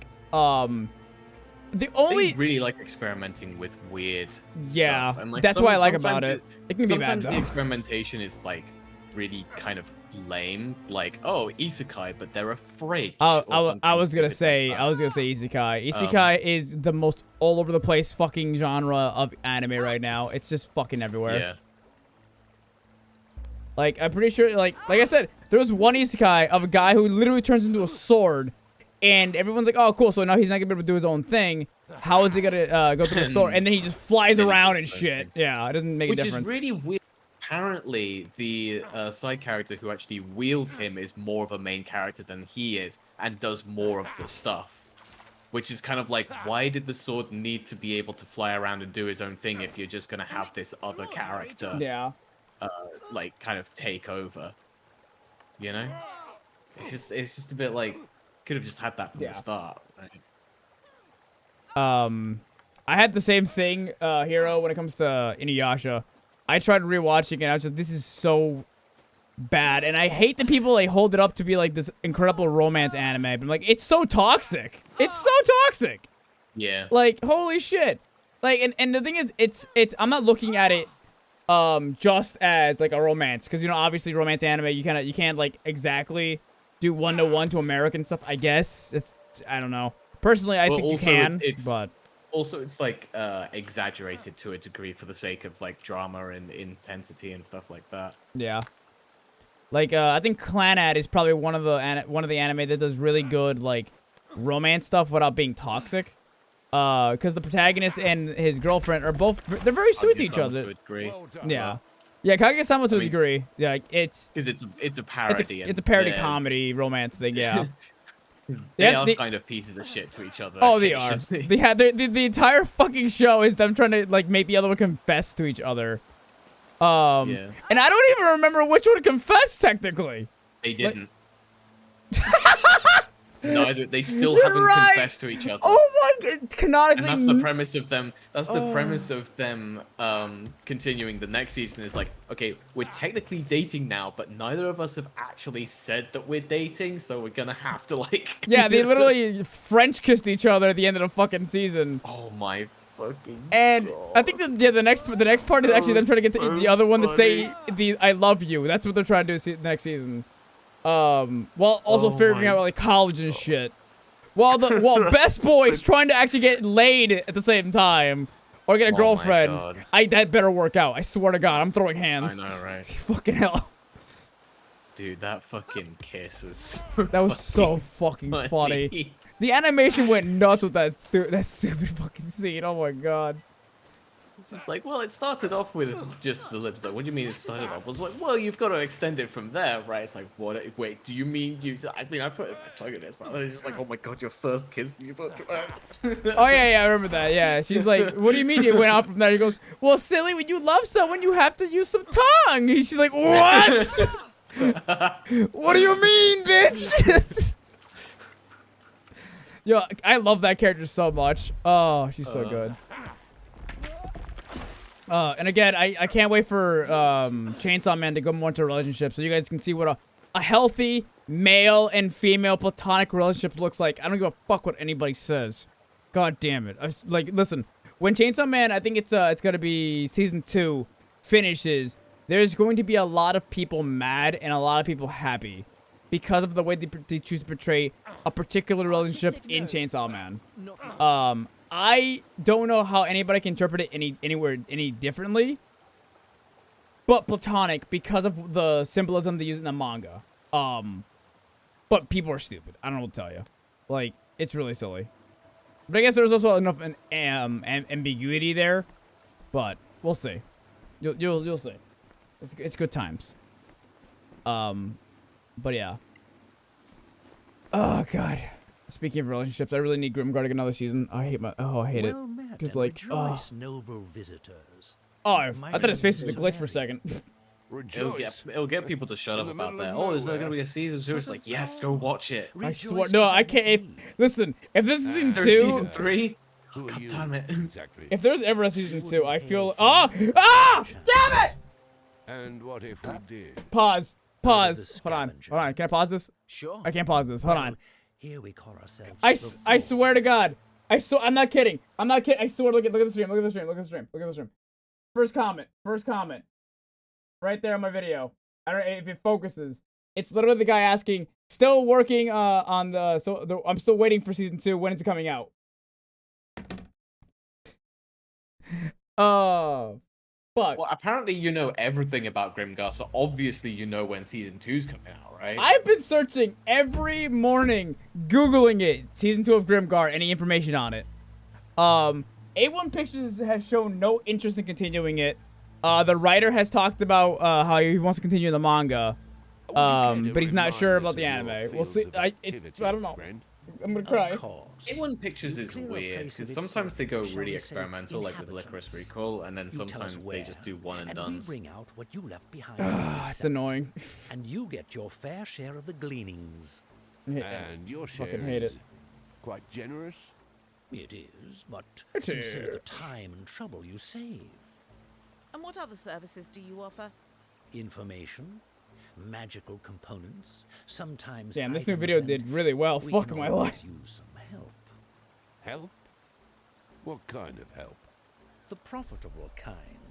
You help us, and we help you. And, in time, out of an encounter in the swamps blossoms true friendship. Which reminds me, I have a small errand if you're interested. We're listening. What's the job? Deliver a pack of meat to the capital city. Hi. My friend Henrik, the butcher, I'm gonna flip this into something depressing. How does it feel to be the guy that is representing one of the most unpopular isekais? Yeah, it feels great.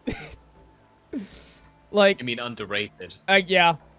It's literally the most underrated isekai. Like, it's fucking. Whenever I see someone say that SEO is underrated, you don't know what the fuck that word means. You don't know what that word means at all. There's no way. First of all, it's like the most popular isekai. Second of all, it's fucking garbage. How can it be underrated? If anything, it's overrated, which it is. It's horrifically overrated. It's insane. I made a joke. Fucking SAO fans, man. There's ever a group of people I dislike, it's SAO fans. Oh god, Captain, never go into my old comment section of my old SAO videos. I feel like you'd want to go like just murdering people. It's bad in there. Yeah, no, I've not got any plans of doing anything. They're so goddamn I don't stupid. plan on committing self-harm. Oh god. Oh, it's so bad. Are you planning to go for a job? Because I'm actually getting tired myself. Getting tired? Okay. Yeah. Let's see. What time is it? It's 5. It's about to be 6. Yeah. So if you're getting sleepy, we can call it a day now if you want. Your choice. Yeah, we can go. Let's go to a little camp here real quick. Go take a little nappy nap. Yeah. Oh, I got stuff for a bit. I don't want to sleep yet, but because I just don't want to. I'm getting tired. Yeah, I mean it's good you're getting tired. You can finally go to sleep earlier. Yeah. The amount of times I've been like up at 10 at night, I see Whis on Discord. I'm like, what the fuck are you doing up? Go to sleep. Like, I remember I was one time I was asleep and I was awake at like 12 at night my time, and this fucker was asleep. This fucker was awake. I was like, what are you doing? Like, But 12 at your time is like. Was it like 6 6 in the my morning? time? Yeah, it's like 6 or 7 in the morning. But sometimes I have to wake up at 6 to for work. Sometimes.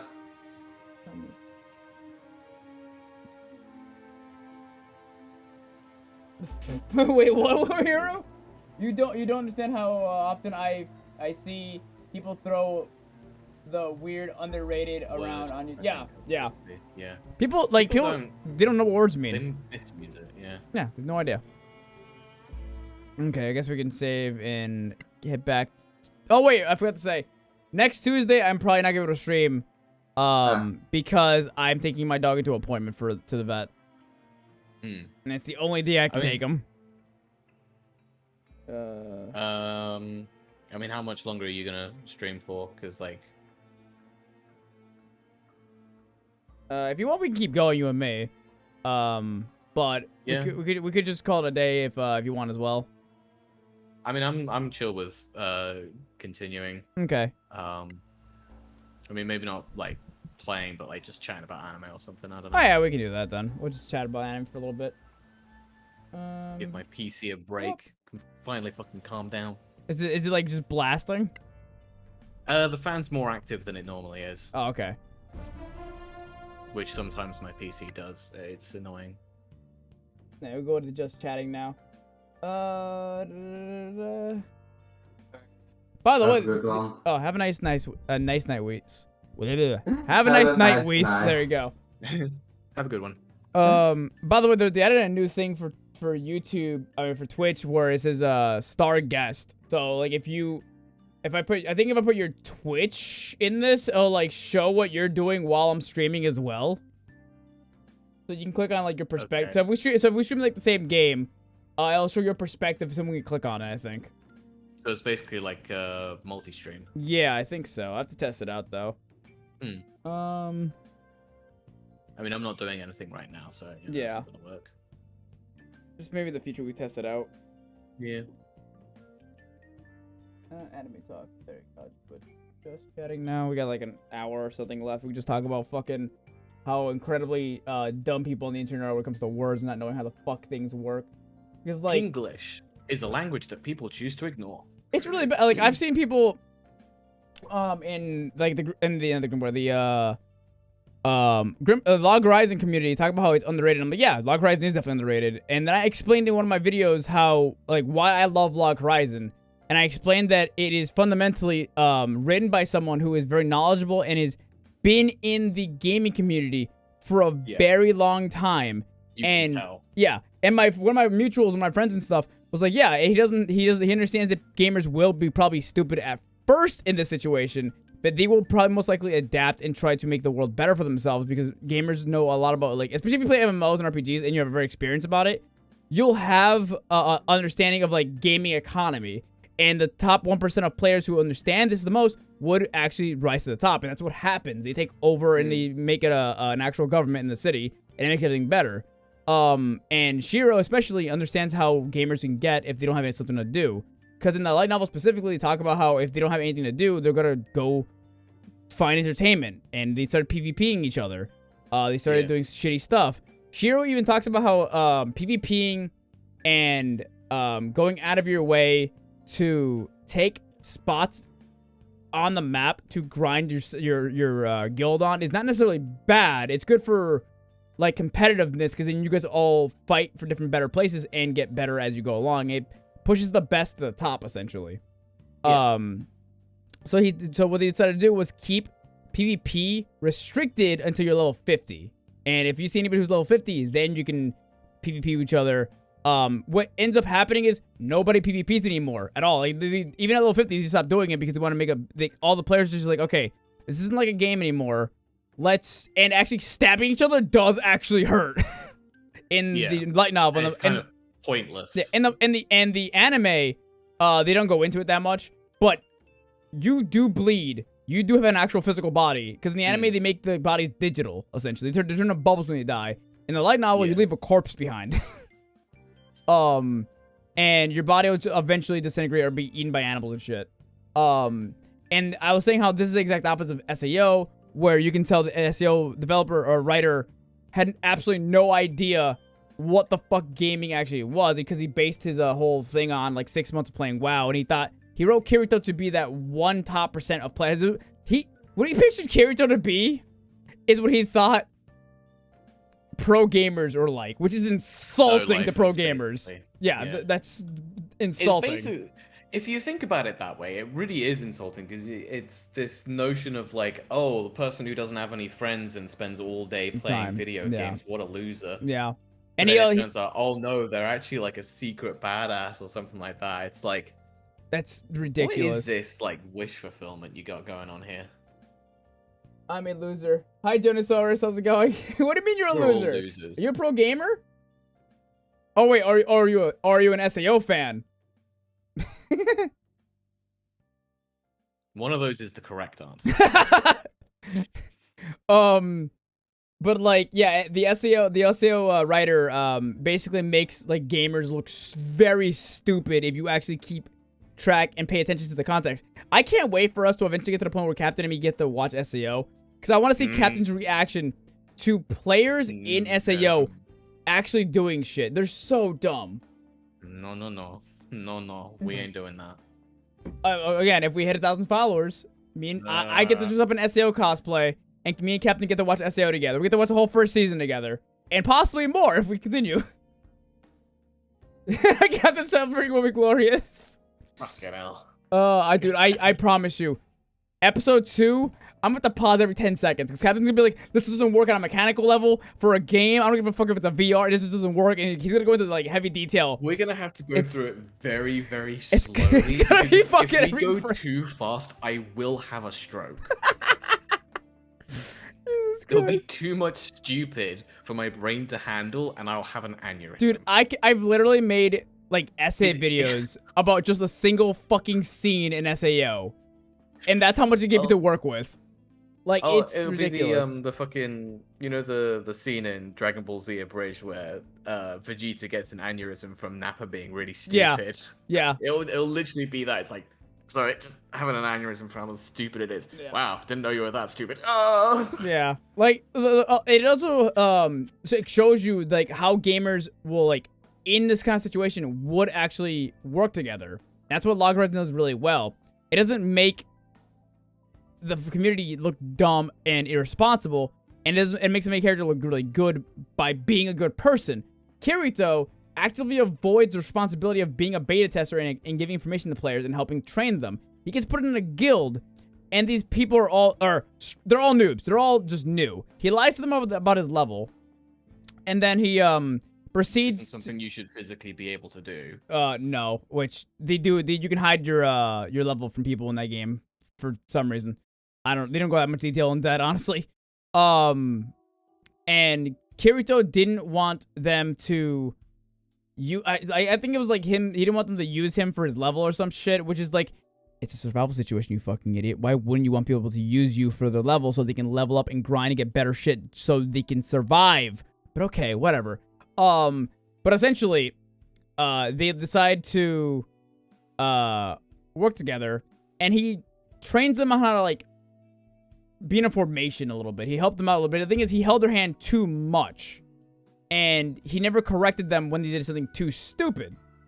For example, the moment this fucker opens the chest, you already know though, the abridged version, when he runs to the chest after the door opens, that's the abridged version fixes it by turning that character into an NPC. The thing who was pre-programmed to fast loot everything. That scene, by the way, is unedited. He literally opens the door and runs straight for the fucking chest. That's literally what happens. And they follow him into the room and, oh, look at that. The door behind you closed. Enemies spawn, everyone dies. It's such a classic, like, stereotypical evil DM thing to do. Yeah. Door closes, enemy spawns, you're all dead. Yeah. It's a very bad scene. I've thought about actually like making a video talking about it, but I just don't want to go back to talking about SAO on my TikTok. It's not worth it. It's just written objectively bad, and that's the problem, because he has all the information to stop it, and he just passively goes along with it. And the thing is, they go into this whole thing. He's a depressed young kid. Mental health does not give you an excuse for being an idiot. It's in the case of like letting people die. Mental health has a certain level where it explains things. Yeah. Like, you can't just, like, let it happen. Like, for example, Shiro, and I can go into this with Grimgar, too. Shiro in Log Horizon, early on, when he went to go help that girl in that town, remember when they decided to, like, go on an adventure with Akatsuki and the tank? He did that for his own selfish reasons because he wanted to get away from the town because he was depressed about how bad the atmosphere was. But when he got to the other town, he saw how much worse that one is, because in the original light novel, not only were the bandits in control, there was a lot of SA in that town because they treated the AIs horribly. By the way, they killed a lot of AIs and they don't respawn. And the killing players, and they did a whole bunch of horrible shit. Shiro was like, okay, clearly everything's going to hell. I have to do something, and I'm the only one with enough gaming information, and I know about these other guild leaders who also have a lot of power. I'm going to talk to them, get them all together. I'm going to force them to sit and listen to each other and to what he does. And because he has to, because he knows if he doesn't fix it within, like, the first month, it's only going to devolve and get worse, which is essentially what happens in SAO. Because the leaders in SAO are all incompetent morons, and they're just really bad at managing shit. Because every character that isn't Kirito in SAO is written to be incompetent. Technically, Kirito is incompetent, but the world does not treat him as such. And that's why he kind of gets away with the shit he does. Because, again, the world is written like shit. Well, the plot is written around him being a badass. Yeah, so it has to bend over. It has to bend over backwards for him. It bends over so fucking many times. It's so bad, dude. Like, the amount of times... So also the thing is that it makes me laugh. Because, again, the writer is someone who doesn't know that much about high-level gaming, and he only knows about low-tier gaming. The dialogue itself lets you know that he does not... That he only has been in low-tier level stuff. I'll get back to that in a second. And here's got a good question. Good question. There's quite a few. I forgot what I was saying. Fuck. Oh, yeah. So, the dialogue in SEO is also really, really bad. And I was making sure it wasn't the dub, because it actually is not just the dub, it's actually in the sub, too. Asuna... Grab some water real quick, so I'll be back in a minute. Okay. I'll answer his question while you're gone, then. No, because I want to answer that question as well, so... Oh, okay. You can answer when you come back, then. Yeah, but I want to listen to your answer as well. Oh, fine. I'll think about more about mine. I mean, mine is a part of SAO, because the one thing I can't forgive how badly written it was. Yeah, anyway, back in up. Okay, I can wait. Okay, I have a couple scenes from SAO. I won't give you the top one. I'll wait for Captain to come back. The scene that I think is really funny in SAO, because... You know, I'll give you the one scene that made me feel something for a character in SAO. I'll give you that scene while Captain's gone.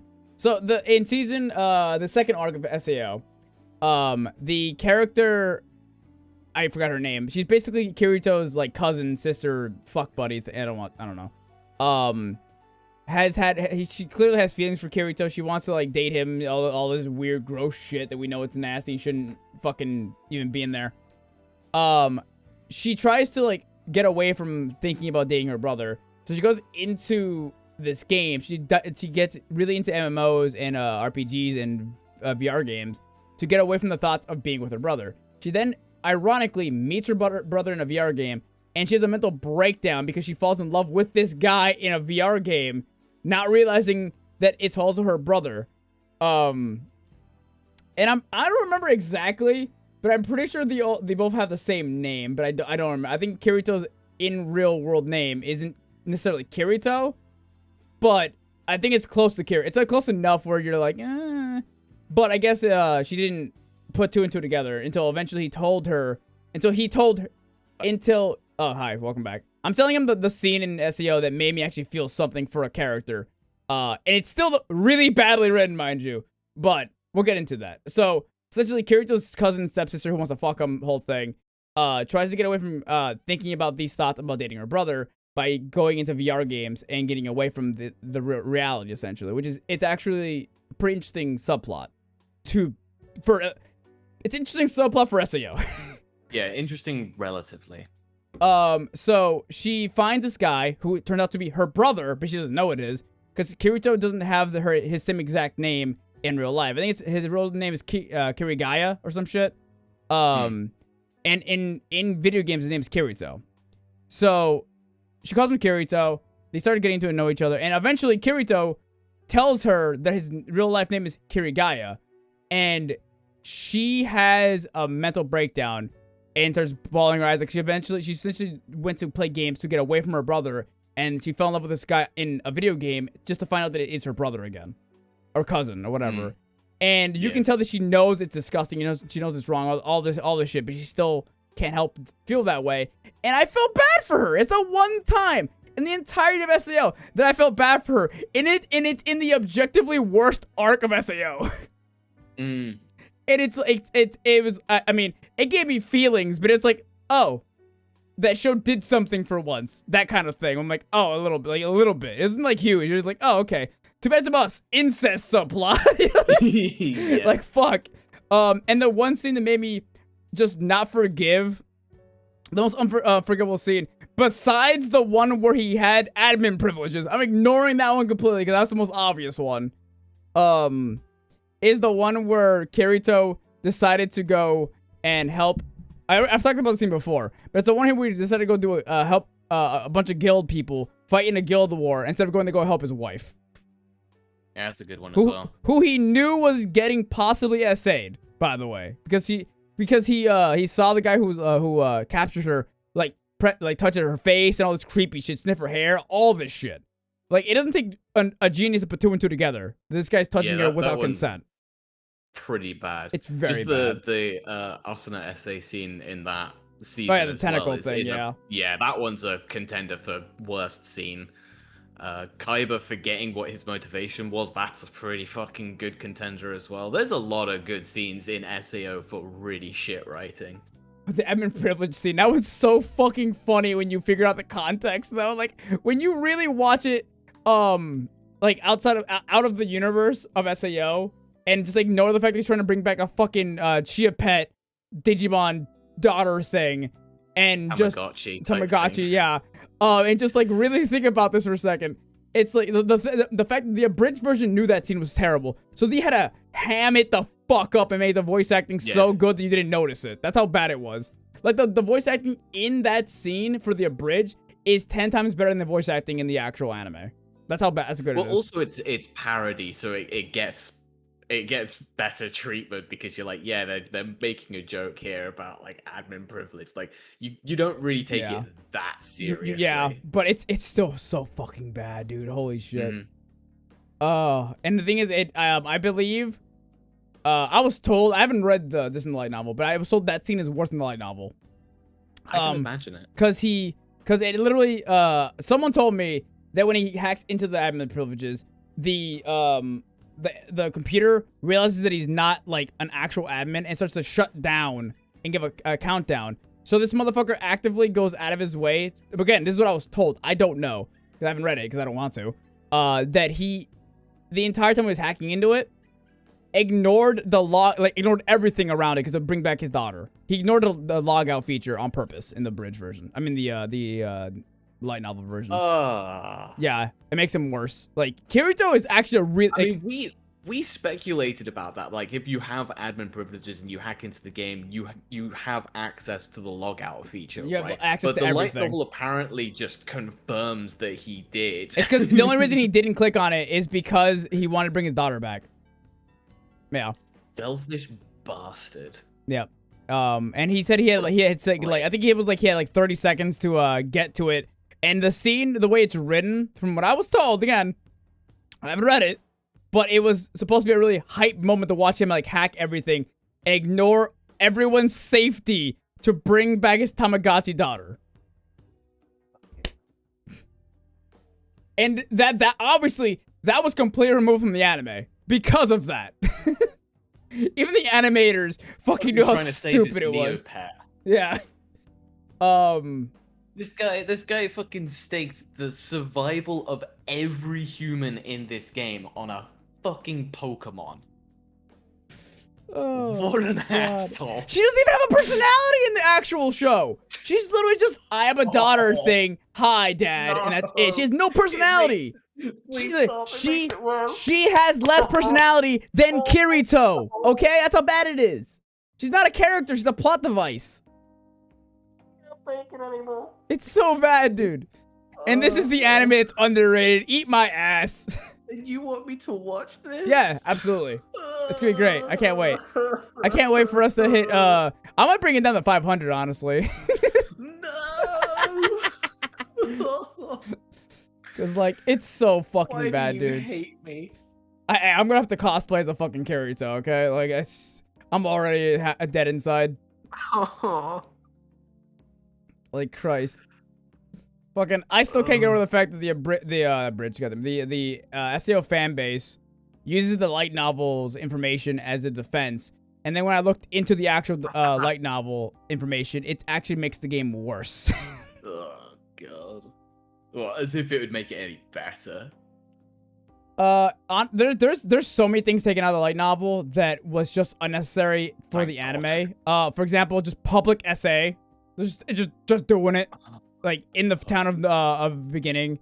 They explained that You can't get your kink satisfied IRL. Write them into your stories. yeah. There's also Fucking hell. explanation of how resources in this world does not respawn. That's also what I was saying. So monsters do not respawn in this, so you can't grind low-level monsters. This is why people are fighting for territory to grind and level up. Meanwhile, Kirito, by himself, was grinding in the boonies. The boonies is basically like a really low-level zone where beginner monsters do respawn, but they get such little XP that it doesn't even make that much of a difference. But he spent nights and nights and nights grinding by himself to get higher level than the majority of the fucking player base. And he tells everyone that's an inefficient way to level up.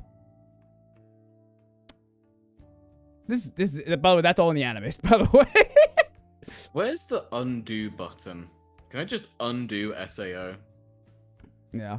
If I could go back in time and change one thing, I would erase SAO from history. Oh no, I do genuinely think if they made a one-to-one recreation of the light novel as an anime, at least the original light novel as an anime, it would not be more popular because of just how incredibly bad the light novel is written. The light novel is written incredibly incompetently. From what I read, I bought the first light novel. I got past the first chapter and then stopped because I couldn't take it anymore.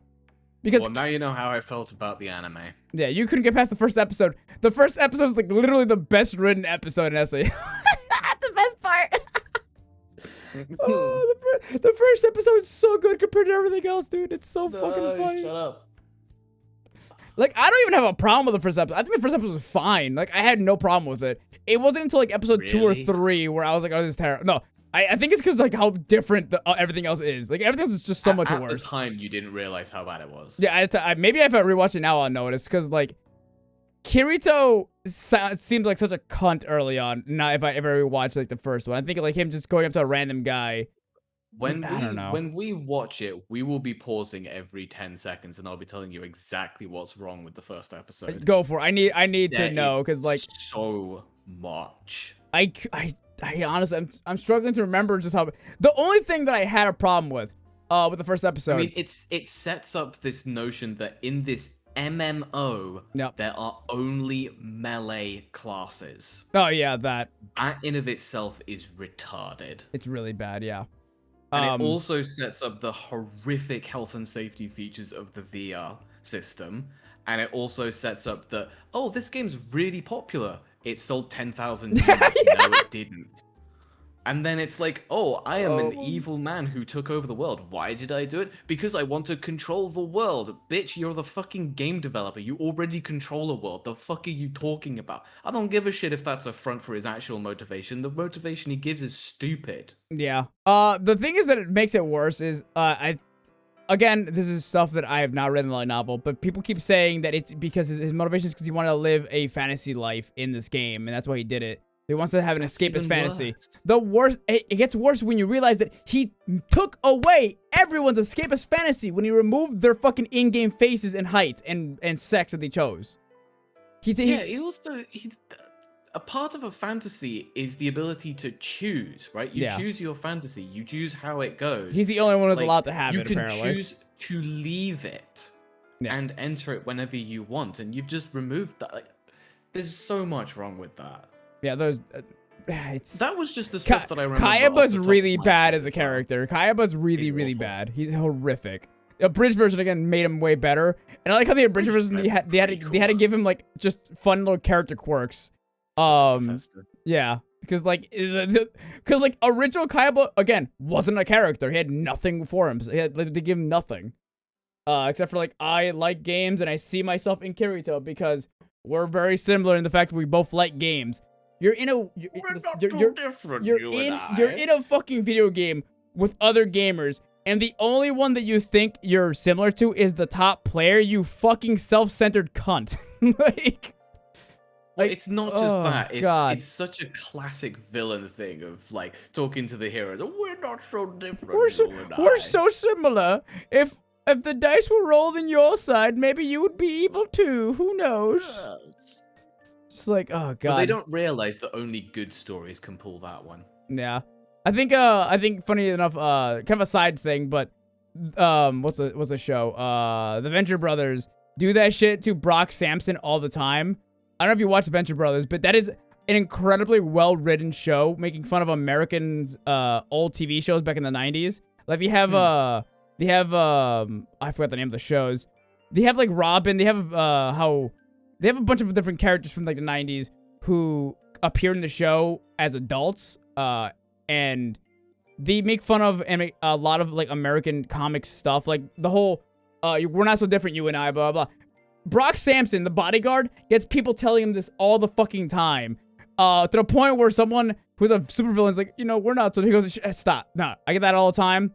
I will stab you in the throat. Like, he straight up just tells him he'll kill him. Like, he's just done with that shit. And Brock Sampson is such a fun character in the Venture Brothers that he specifically, I swear to God, this happened, has an expired license to kill, right? And he specifically tries his hardest to redeem his license to kill a bartender that makes fun of his mullet. I love that show so fucking much. It's so fucking funny. I need you. I don't know if you have watched it or not, but maybe we should watch that next. It's not an anime, but it's really good.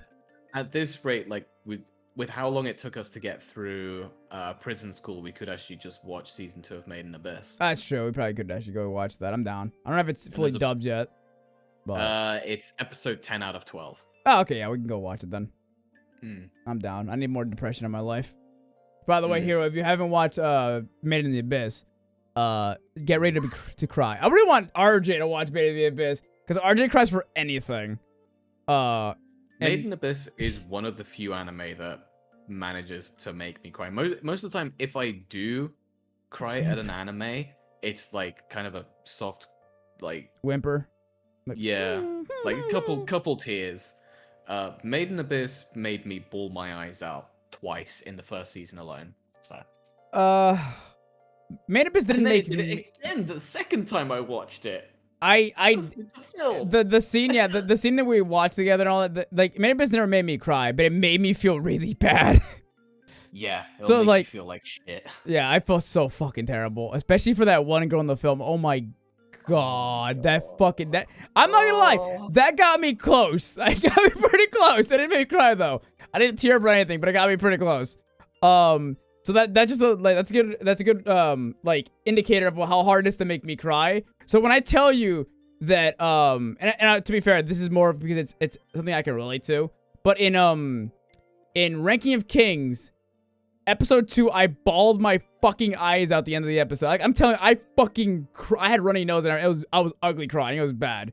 When I tell you that episode fucked me up that much, I don't know if you can handle it or like if made you cry, but it wouldn't. I don't know, maybe because it's that different like triggers and stuff like that for different people. Because in Ranking of Kings, it's a very like disabled story about a kid who has multiple disabilities, and seeing him having to suffer with those disabilities, and him trying to fight through them, and him just not being able to. You cannot fight through a disability that the ones he has at least.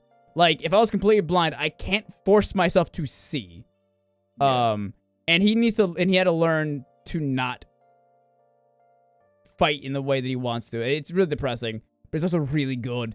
And the animation is also really fucking good. A lot of people don't like Ranking of Kings because of the art style is very like cartoonish American thing. Like it looks like something out of a Disney show or something. But it works for it when it decides to dismember people. Because it like it's off. It puts you off guard. Because it looks very cartoony and childish. But then death. It's okay. kind of the same reason why the main characters in Made in Abyss are kids, is because it completely disarms you, and it very also similar. makes you like so much more attached to them and so much more worried for their safety, because it is like this. It's this combination of cute and something you want to protect, and this horrible, violent monstrosity. It's Gap Moe in its purest form. Yeah. Also, speaking of, because Moe is basically you wanting to protect someone, right? That's Moe is like cute and you want to protect it. The Gap is like the contradiction, the complete opposite. Oh, okay. Right. So something like Licorice Recoil is cute girls who are actually like assassins and like highly trained in like shooting people and stuff like that. Then I guess Boji from Ranking King is kind of Moe, because he's a very cute little kid, but he's also like, you just want to protect the shit. Every time something hits him, you're just like, I'm gonna break your legs. Like and the same goes to an extent for same. I got very sad at Made in the Abyss. Puchita from like Chainsaw Man gives me the same feeling, because like he's a cute little dog, and every time something bad happens to him, you're just like, no. I mean, Gap Moe is more of like a thematic thing throughout an entire story rather than like an isolated incident. Oh, okay. But yeah. What the fuck is this? Oh, my dog is being a bitch again. Holy shit. Like Spy Family would be Gap Moe. Yeah, Anya's very cute. Oh, I'll protect Anya. Yeah. She's also a fucking idiot. The parents are very violent, and you're like, oh, yeah, we didn't finish the. Oh yeah, we did finish the first part of season 1, because the second part is coming out now, and dubbed. Yeah. And I need to watch it. I have not yet. I love it, just Anya and remember when she's like, I remember watching Spy Family with Captain, and like the moment that Anya just feeds a kid her fist is the funniest fucking shit. Bro, Captain lost his fucking mind. A good punch. She knocked that child flying. Like, good lord. I would love She could have sent him to the moon. For real. And I love how like they're like just doing this fun little character development for him. Like, oh yeah, I hate her, but I'm gonna protect her. I don't know why. Fucking tsundere. He really is. Oh my god, yeah. He's such a tsundere. But when she starts crying, when she's trying to apologize to him, I felt so bad. I got pretty close to crying when she fucking started bawling her eyes. She looked so cute. It's like the fucking pressure and stress of like, I've got to make up with him, otherwise world peace can't happen. While also being simultaneously insulted by his friends at the same time. Yeah. Oh god, they were being so mean. Yeah, overstimulation with the powers as well. Yeah, that happens to her a lot. She'll lose consciousness if she has too many minds to read at once. She even got nosebleeds too, which is, I don't know if that's foreshadowing anything, but like, because like I'm still reading the fucking manga, and I haven't gotten to the part where like, because you know, with a story like Spy Family, you know, there's gonna be something extraordinarily depressing coming at some point. Like there's something they're setting it up in season 1 already. Like the brother is technically an enemy of the father. The mom is an assassin who murders people and has had an entire life of murder. The father has a tragic backstory of him being like left alone in a war scenario. The daughter was basically either abandoned by her mother and father, or was taken from them, and it was even a trigger to get her to start bawling her eyes out about her first mother. So there's a lot of setup for depressing shit in the season 1 alone, and you're just waiting for it. Result of an experiment as well, right? Yeah, she's also experimented on. They go into that a little bit in season 2, by the way, which is kind of interesting, because you're like, oh, okay, that's where it's going. But it's not anything so depressing quite yet. Like, I'm waiting for it to be sad. Because, like, and I forgot where's the fucking manga at? The manga's at I think like not that far, I think. By the way, I'll tell you what, I'm gonna tell you how far Chainsaw Man is, by the way. I'll just give you an idea of this, like how much the anime is going to like do, and the anime is 100% gonna take a break. Yeah. There's gonna be a very long break for Chainsaw Man, because Chainsaw Man is not that far on. Fuck off, ad. Where are you? So JJK, 202. So that's not that bad. That's chapters. Yep, chapters. Fucking what the? Spy Family is on chapter 70. Okay. Yeah. And Chainsaw Man. Chainsaw Man. Freeman's on like chapter 150, I think. I have to search for it, even though it should be in my favorites. But alright, whatever. Chainsaw Man finally hit. Oh wait, no, it didn't pass 100. It's at 109. So I think Chainsaw Man can probably get maybe 20 chapters in the season 1, 25 maybe. I don't know, because they're probably gonna end a specific arc. But I feel like season 2 is gonna be where they're like, hell yeah, depression. Eat the depression. Like, oh god. There's a reason why everyone's memeing the whole Makima thing right now. Wow. Oh, it's gonna be good. I can't wait to watch the anime community collapse. So back to the long ago, we tangented so far to one scene you hate so much. Oh yeah. You go first. That's the thing. I forgot where mine was. Oh wait, I already talked about mine. I already talked about the SAO. Yeah. So for me, it's like there's a few, because like I don't think I'd find it hard to really pin down one. There's the slime isekai. Oh my god! That chick who's like heavily set up and like what would the word be? Foreshadowed in the opening. To like be like this big presence. Yeah. We get an episode and a half.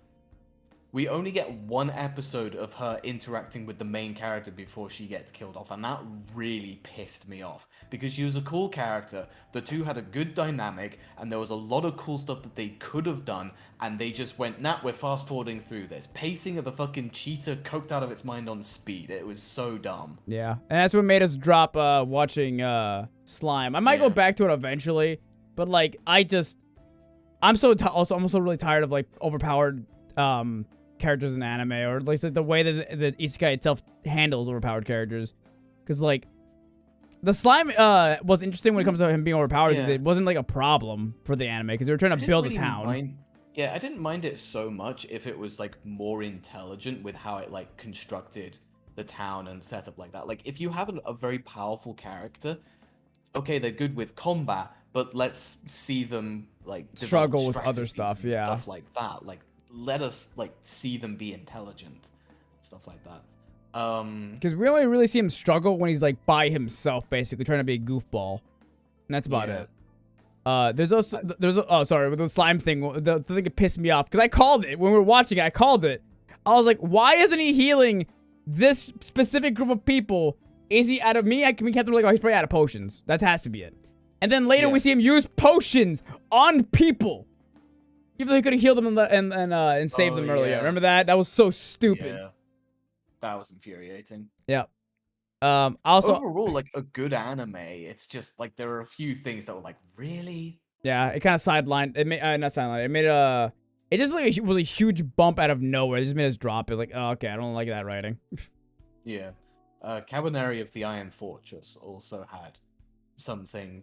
So it has a like really good atmosphere, like really dark and gritty, because it's like steampunk zombies and shit.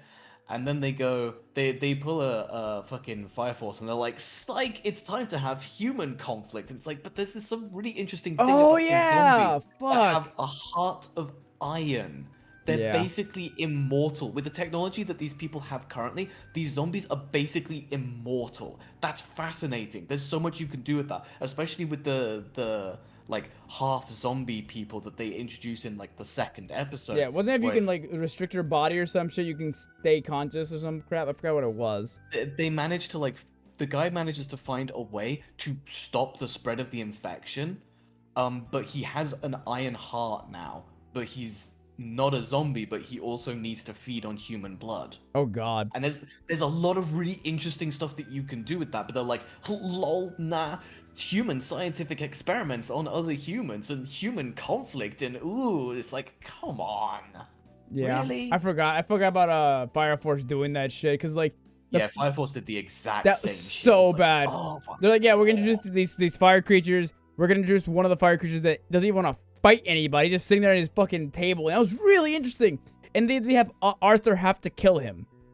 I quit long before that. Oh really? Yeah, I 'Cause- quit once the dominatrix lady. Oh no, they that had was the but fight the with Arthur thing was before that. The Dominatrix lady came after. Oh yeah. It was episode I think it's episode 1 or 2, where they introduced the guy in his chair, not wanting to fight anybody, just waiting to die, and they showed like Yeah. the gray of that, and they immediately like, all right, we're gonna do human fighting in the Fire Force like group and shit. We're gonna go So train and there's shit. so much fascinating stuff about like what makes people turn into these fire demons. Yeah. What actually are these fire demons? How do these people get their powers that are mutated from these fire demon things? What was that one that didn't want to fight? And all of this interesting like supernatural stuff. And then like, nah, we actually want kick-ass shonen fights between humans with superpowers. It's like, And a lot of random fan service that had no reason to being there. They did not progress the plot at all. Yeah, that was another thing that was really annoying. I think I have to change my, like, I hate SEO, but I have to change my answer actually now I think about it, because I just saw a fucking thumbnail of the anime there that I forgot about. Redo of Healer is one of the most, I think it is the worst written anime I've ever actually seen. While yes, you can be like, oh hey, it's a lol stupid dumb ass anime. Yeah, but there are fans who think of it as an actual thing. Like, bro, I bullshit you not. The Redo of Healer community is worse than the worst part of a jobless reincarnation community. That scares me. It's very bad. If you don't like Redo of Healer, they'll call you a sensitive little daffodil or some shit. Like, they'll just call you sensitive and shit. You shouldn't watch anime or some bullshit. It's just like, it's written terribly. Like, you can write essay and stuff like this into anime. Look how fucking Goblin Slayer did it. It did a really good job of establishing why you should hate the goblins and all this shit. Like, you can have these things in there. You just have to be competent. Serve a purpose. Hmm? It needs to serve a purpose. Yeah, it needs to serve a To purpose. be there for a reason. Like, you have to like do this correctly, and then they're like, oh, but It's like, not even like the stuff that happens after that is like all that edgy, right? it's just more essay. It's literally just more essay. I thought it just turned into like super generic. Isekai. He gets more evil. He keeps capturing people. He'll essay them. He'll torture them. He does like he's a chaotic evil person. That's his whole thing. He's not supposed to be a good person, and I get that. There's parts of it. There are elements of the story, because I continued watching it because I decided I want to hate myself. Morbid curiosity. Morbid curiosity. Like me with Eminence and Shadow. It's like 90% just grape porn. That's all it is. It's just pure, just that for the most part. It's just hentai. It's more or less hentai. The thing is, the interesting thing about it is he does all these horrible, miserable things, but he still hates himself. He's still miserable, and he hates the world around him. And there's interesting levels of stuff in there. And I do think there is something they could have done with this type of character if the writer was more competent. It's like SAO. It could be done better if the writer was competent, but they're just not competent. So powerful they can literally change the world. Yes. Well, okay, it's kind of. So he changed the world the first time. Also, the writer has no idea what the fuck healing means at all. Yeah. So the reason he was able to turn back time the first time was because he got a crystal that amplified the absolute shit out of his powers. And then he lost that ability because when he returned back time, his body was set back to level 1, I guess you can say. Like, he was set back to default. And then he did all these he did an interesting thing where he wanted to get the immunity to drugs ability early on, or earlier than he was supposed to. So he started eating mushrooms out in the wild to help him like get more resistant to poison and drugs and stuff like that. And then he allowed himself to be put back into subjugation and scary R word constantly by men and women. Even though technically the only reason they would do this is because they want his seed, because his seed breaks your level cap essentially in their world. What doesn't make any sense is why would a guy want to fuck you in the butt when your seed is the thing that they're supposed to take? So it doesn't make any sense at all. And there's so many more effective and efficient ways of bro, the amount of people in the community were like, just put them in a like, hold on. So the amount of people in the community were like, this is stupid, like, because there are people in the Redo of Healer community that do hate the writing in Redo of Healer. They just watch it because they think it's funny how bad it is. They're like, I agree with those people. Yeah. They literally were like, hey, why don't you just hook them up to a fucking pumping machine and just fill jars full of the stuff so you can give it to your soldiers. It's way more effective. More logical. Yeah. And just fucking, what they could have done is just, neutralize them mentally, just like, what's it called? Sedate him all the time and just pump him full of, drugs and just be done with it. But no, they're like, I would just put him in a dungeon, a really gross dungeon, and make him lick stuff off the ground. Or, better alternative, he's very powerful. Make him an ally and be like, you have to, like, give us a sample of this once a day. So... and basically just, like, give him whatever you want and make him a really powerful ally. Because in case you ever need him for, like, a war or something breaks out, it's like, oh, well, we have this stupidly overpowered ally. Let's go. So the in-universe reason because he doesn't... why they don't do that is because... By the way, all the reasonings are terrible, if you haven't picked up on that yet. Every time he heals someone, he feels all of their pain and experiences that they've been through while he's healing them. So his original, let's call it a playthrough. His original playthrough of the game, he decided that he doesn't want to be a healer because it's too painful. Because he healed an entire woman's arm. So he felt her arm being removed the first time, and he also gained all of experience that she's been through. So he's now technically he is now technically a sword master.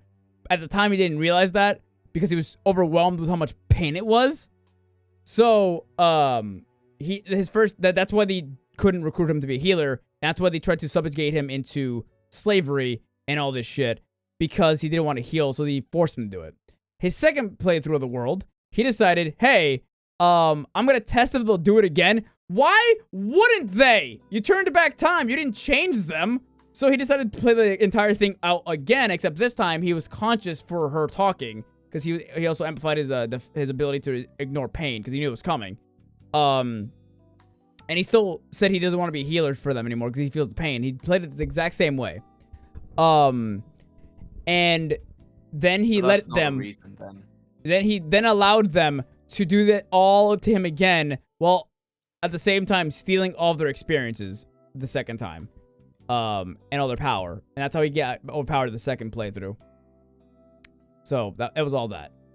Right. It's not well written at all. It's just, they're just constantly using excuses to rape the guy. That's all it is. It's fucking miserable. And it's not even a good excuse. It's a horrible excuse. He's like, hey, I've made myself so I don't feel the pain. And I see all of the benefits from it. It's like, well, fuck. Put me on the front lines. Every soldier that walks through, let me just steal their XP. What he could have done is very simple. His second playthrough is just work with them, heal people, take all of their experience, and then betray them. Because he still wanted to be a piece of shit to them. Because all the shit they put him through. Because for some reason, the writer decides that turning back time is the equivalent of like actually trying again. He wanted to see if they would do the same thing. Of course they would. You're not changing them. Like Einstein over here. Yeah, he's a fucking idiot. So he just goes through it all again. Play stupid games, win stupid prizes. Yep. So the only reason that I can think of that they decided to do this all over again is to justify what he does to them after he gets all of his powers. Which it's a writing ploy. It's a writing ploy. It's a very bad writing ploy, but it's him trying to justify basically him killing the entire kingdom and miserably torturing the shit out, dude. He tortured the shit out of that princess. Holy shit, it was bad. and then he agree with raped the that. shit out of her, and she was basically getting assaulted with broken limbs at the same time while he's laughing. It was like heal them over and over again and keep breaking them. he could heal them and then torture them and then heal, which he did. He did keep healing her hands and breaking them constantly. And then he erased her entire memory and it made a new personality. By the way, this is healing. Built an entire new personality in her mind and changed her face. So she basically became his sex slave after that because she's too stupid and doesn't really. Not basically, literally. Literally, she has no personality, nothing left. She does whatever he says, and she keeps all of her skills from her being a princess, while also constantly leveling up because she Why keeps does this fucking him. exist? Because there are people on the internet that are just that twisted that they unironically like this. Oh yeah, there's people who think it's genuinely well written. It's mind-boggling. Like, again, the essay, as bad as it is, isn't necessarily the problem with the anime. It's the way it's used and the way the writer goes about doing everything. Like getting rid of the essay, get rid of all that. Fine. The writing's still horrifically bad throughout the entire story. It doesn't matter. Like, I'm not one of those people on Twitter who are like, oh, the essay is terrible. No, like, it's just the writing's horrifically bad. It's worse than SAO on every level, which is hard to say. It's just so bad. Like, oh god. There's a bunch of other stuff that happens in the anime where you're just kind of sitting there thinking, like, why did you do this? You didn't need to write it this way. You didn't need to have him drop an entire vial of, like, what's it called? What's that stuff that people like take to get really horny? There's a specific word for it, but I can't remember what it's called. Yeah. Viagra is one of them. Well, that just makes you hard. That It's whatever. Oh yeah, aphrodisiac. He gives an entire aphrodisiac to a bull so the bull can rape a random soldier. I'm not gonna lie to you. The dark part of my mind, I laughed my fucking ass off because the animation for that was fucking hilarious. But I mean, it that was is hilarious in concept, but yeah. I think this is good. Yeah, and the thing is, he did that because the worst part about that is it wasn't just a lol, haha, that's funny thing. He did this because of some crazy writing reason. He wanted to make them feel the pain that they've been giving to other people. It was some edgy bullshit. I was like, dude, just say you wanted to laugh about it. Like, something like that is so unbelievably fucking out of nowhere that you can't make it serious. You have to just turn that into a joke. Like, why would you write it that way? Like, it's ridiculous. It's like the scene from fucking Japan Sinks. How could you not laugh at that shit? Oh my god. Like, fucking hell. But yeah, the writer of Redo of Healer just has absolutely no idea. Again, Redo of Healer's writer also wrote Reincarnated as an Assassin, Aristocrat getting reincarnated, Assassin getting reincarnated as an Aristocrat. Awful as well, where it was all, no, it's decent. It's like a solid 7 or a 6 at first. And then it's just like, oh yeah, here's all the Redo of Healer isms out of nowhere with like sexual assault, prostitution, and making your hero making your hero buy a prostitute. Oh no, fucking Christ. Making your hero buy a sex slave to then be indoctrinated into joining him on his assassination quest. Which you could have just done that in a much better way because he's looking for people who have mana, who are really good at what they do. What you could have done is made this girl who is being forced into the sex industry as a sex slave to break herself out of it and save her own sisters, and then have him help her a little bit, but then have him recruit her and her sisters into a better life. You could have done that. You know what? There is one thing I will say that's good about the sword isekai. They actually break the people out of slavery. Like, yeah, they don't fucking use it as an excuse to buy one. Yeah, they don't fuck around with that. They're like, no, we're just gonna break all of them out and kill the slavers. Like, yeah, it's like, oh my god, an anime actually did the right thing for once. Oh god. You know what's really fucking funny? Grimgar also technically has slaves, but not in the way that other isekais do. They don't buy one. They don't fucking like defend it. Because Grimgar's written by an intelligent human being who knows how to do world building. Fucking Ranta hates it so fucking much that he almost gets to a fight with someone they're supposed to be helping. And the only ones who have slaves canonically are dwarves who enslave half dwarves, and orcs who enslave half orcs. It's like, and they're written to be assholes. Like like the writer specifically makes the people who are either gray or bad have slaves. What does that say? Like fucking yeah, not all orcs are evil, not all dwarves are evil or gross or whatever, but he actually thinks about like what kind of economy or what kind of people would have this type of like agenda to have slaves. And he writes the dwarves in a way where like you can tell a lot of them are fucking really like racist and xenophobic, and the ones that are not stand out as nicer people, and they're really more intelligent. Yeah. While with the orcs that are enslavers are horribly bad, and they want you to not feel bad when Ranta cuts them into pieces. Yet you have Jumbo, who is an orc, who's actually a much smaller orc. You can actually debate he might be a half orc. I'm not sure. Who actually is respected by everyone because he's so intelligent, and he hates slavery and he releases slaves. He goes out of his way to help and release all the half dwarves and half orc slaves. Like, and he's a full orc. And he's supposed to be a villain. Like, what the fuck? What is that writing? It's so good. It's out of nowhere. It's like, okay, cool. Fucking. And also, Jumbo's simultaneously also a reference to Griffith from fucking Berserk. While also, that's crazy. Yeah, he's supposed to be supposed to be like Griffith from Berserk if Griffith wasn't a piece of shit. That's what he is, basically. You know how Griffith basically betrays all of his friends and shit? He's, Jumbo is all of what Griffith is. Intelligence, being charismatic, being, kind of upfront with people, but without all the drawbacks of Griffith. So he actually has a chance to help people while also building himself up to be the next king of the orcs. And he does all this by being a decent person. Like, it's kind of nutty. He's also a piece of shit sometimes. He'll kill people if he has to. Like, if you swing at him, he's gonna kill you. But, like, he'll give you a chance. Like, he'll be like, hey, do you want to fight me? Or you can leave if you want.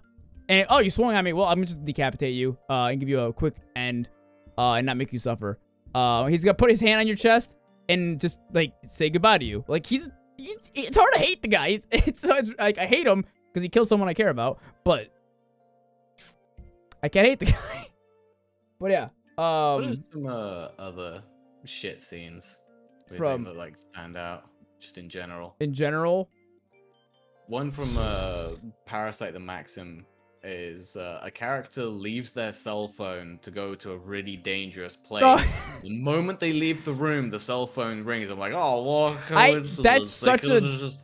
I hate that. Around for 2 seconds, and then, oh, the dangerous place they went to, it ends up that they get killed because they didn't bring their cell phone and talk to the person, and you know, it's like, oh, that was really fucking contrived, wasn't it? I hate that shit. An interesting character. That happens. I know exactly what you're talking about. By the way, I've watched that shit. It's really stupid.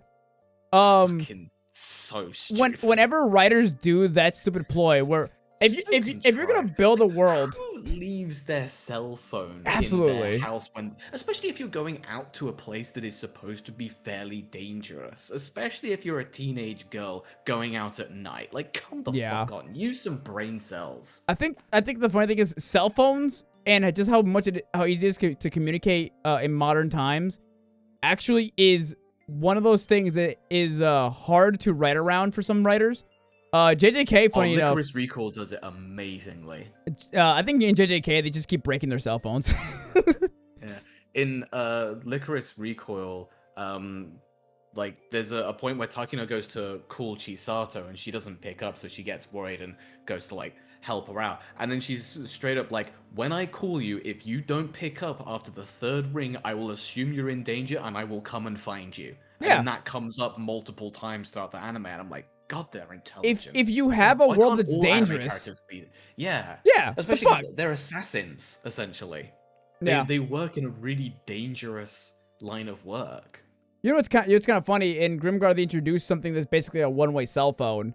And you know what they sending stone. Yeah, it's basically that. That's literally what it is from DND, right? That stone you can like save messages and send to one direction. It's like a verbal thing though. What they decided to do with it is, because when Haru and his team gets lost in another world, separated from Grimgar, their friends from Grimgar keep spamming the messages and they didn't know about, like, it's like a daily thing for a while. And they didn't know about the messages until they got to a certain point where they got closer to an area that's closer to Grimgar. And they decided, hey, maybe we should just live here because we have to go through an entire orc city and a fucking volcano with a dragon in it to get back to Grimgar. So they're like, we're not sure if we want to risk this because we're all gonna die. We're just might as well get comfortable living here for the rest of our lives. And then because they're closer to Grimgar, they get the messages from their friends and they hear them, and they all immediately get motivated to go back to Grimgar because they miss them, and it's like fuck. Because the reason it didn't work is because magic in that realm does not work, or magic that's created by Well, gods. it's also like a signal thing as well. You can argue like the closer they get into proximity to Grimgar, which is basically a beacon that's sending out radio waves.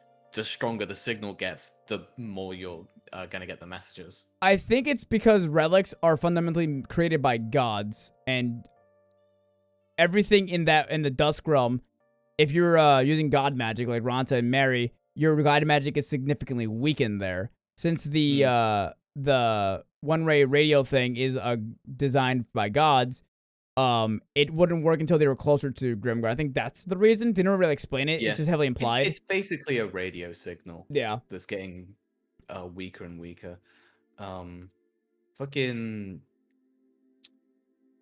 What's the fucking character's name? Oh, also, by the way, it also vibrates when they're sending you messages. Oh, that's very handy. Yeah, it lets Haru know when, because if you open it up, if you it's like a crystal. You take it out and you have to put it in a position in front of you, and then it'll start making sound. Because if it just started making fucking sound out of nowhere, you could be in trouble. And because I think it starts vibrating at one point when Haru was like hiding from someone, and then he just keeps it under his shirt so it doesn't go off. So it's a pretty nice little thing. I think of like other shows that don't do cell phones very well. Yeah. I'm thinking of more shit scenes. There's a character in Naruto. His death was a fucking joke. Was it Neji? Yes. Knew exactly what I was talking about. While I agree, I don't like his death. I also like when you look more into the lore, the thing that was hitting him wasn't like just a normal stick. It's like these things that neutralize all chakra. That's not the things that I'm like pissed about. It's the fact that like, oh no, I'm weak, and then fucking Hinata's like, I'll fucking body block instead of doing literally anything else. Like pick him up and move. Like, no, I'll body block instead of doing literally anything else. Yeah, it's these like, wow. ninjas who are like canonically, physically very So strong. You could have picked both of them up and just moved out of the way. Honestly, yeah, it's just could have done literally anything else, but you both decided to be stupid. It's kind of like Piccolo from Dragon Ball Z. You know, when Piccolo like died for Gohan instead of like picking him up and moving out of the way. It's even made fun of in the abridged version. It's like, wait, I really should have just picked him up and run out of the way. Oh well, it's too late now. Why didn't you dodge? Oh god, yeah. Fucking Christ. Oh, there's a lot of like silly scenes in anime. I feel like, or like not even anime, just in media in general. I'm trying to think of like stuff. Those are just the ones that like stick out in my mind of like, oh my god, that was a really stupid scene. I'm sure if like I think about it more, something will pop up and I'll be like, oh my god, that was so stupid. I'll be very angry about it for like a week. I'm really trying to. I'm having trouble thinking. Like I'm better at like thinking of positive things for anime than anything else. If it is 7, I have to pee. So if you guys enjoyed the live stream, please follow us on Twitch. Join our Discord. Subscribe to us on YouTube. I have a TikTok for anime content. I have a YouTube channel for anime and gaming content. If you guys want to check that out, it's in the About page. I have so much shit. I have an Instagram where I put my doggy stuff on there and a bunch of other stuff. I live stream on Tuesdays and Thursdays, and I will be live streaming. I will not be live streaming next Tuesday because I have to go take care of my dog. We're gonna go to a vet. But I will be streaming next Saturday because I have that Saturday off for now until they decide to fucking call me in probably. But we'll see. I'll let you guys know on Discord. But anyway, bye. I have to pee really badly.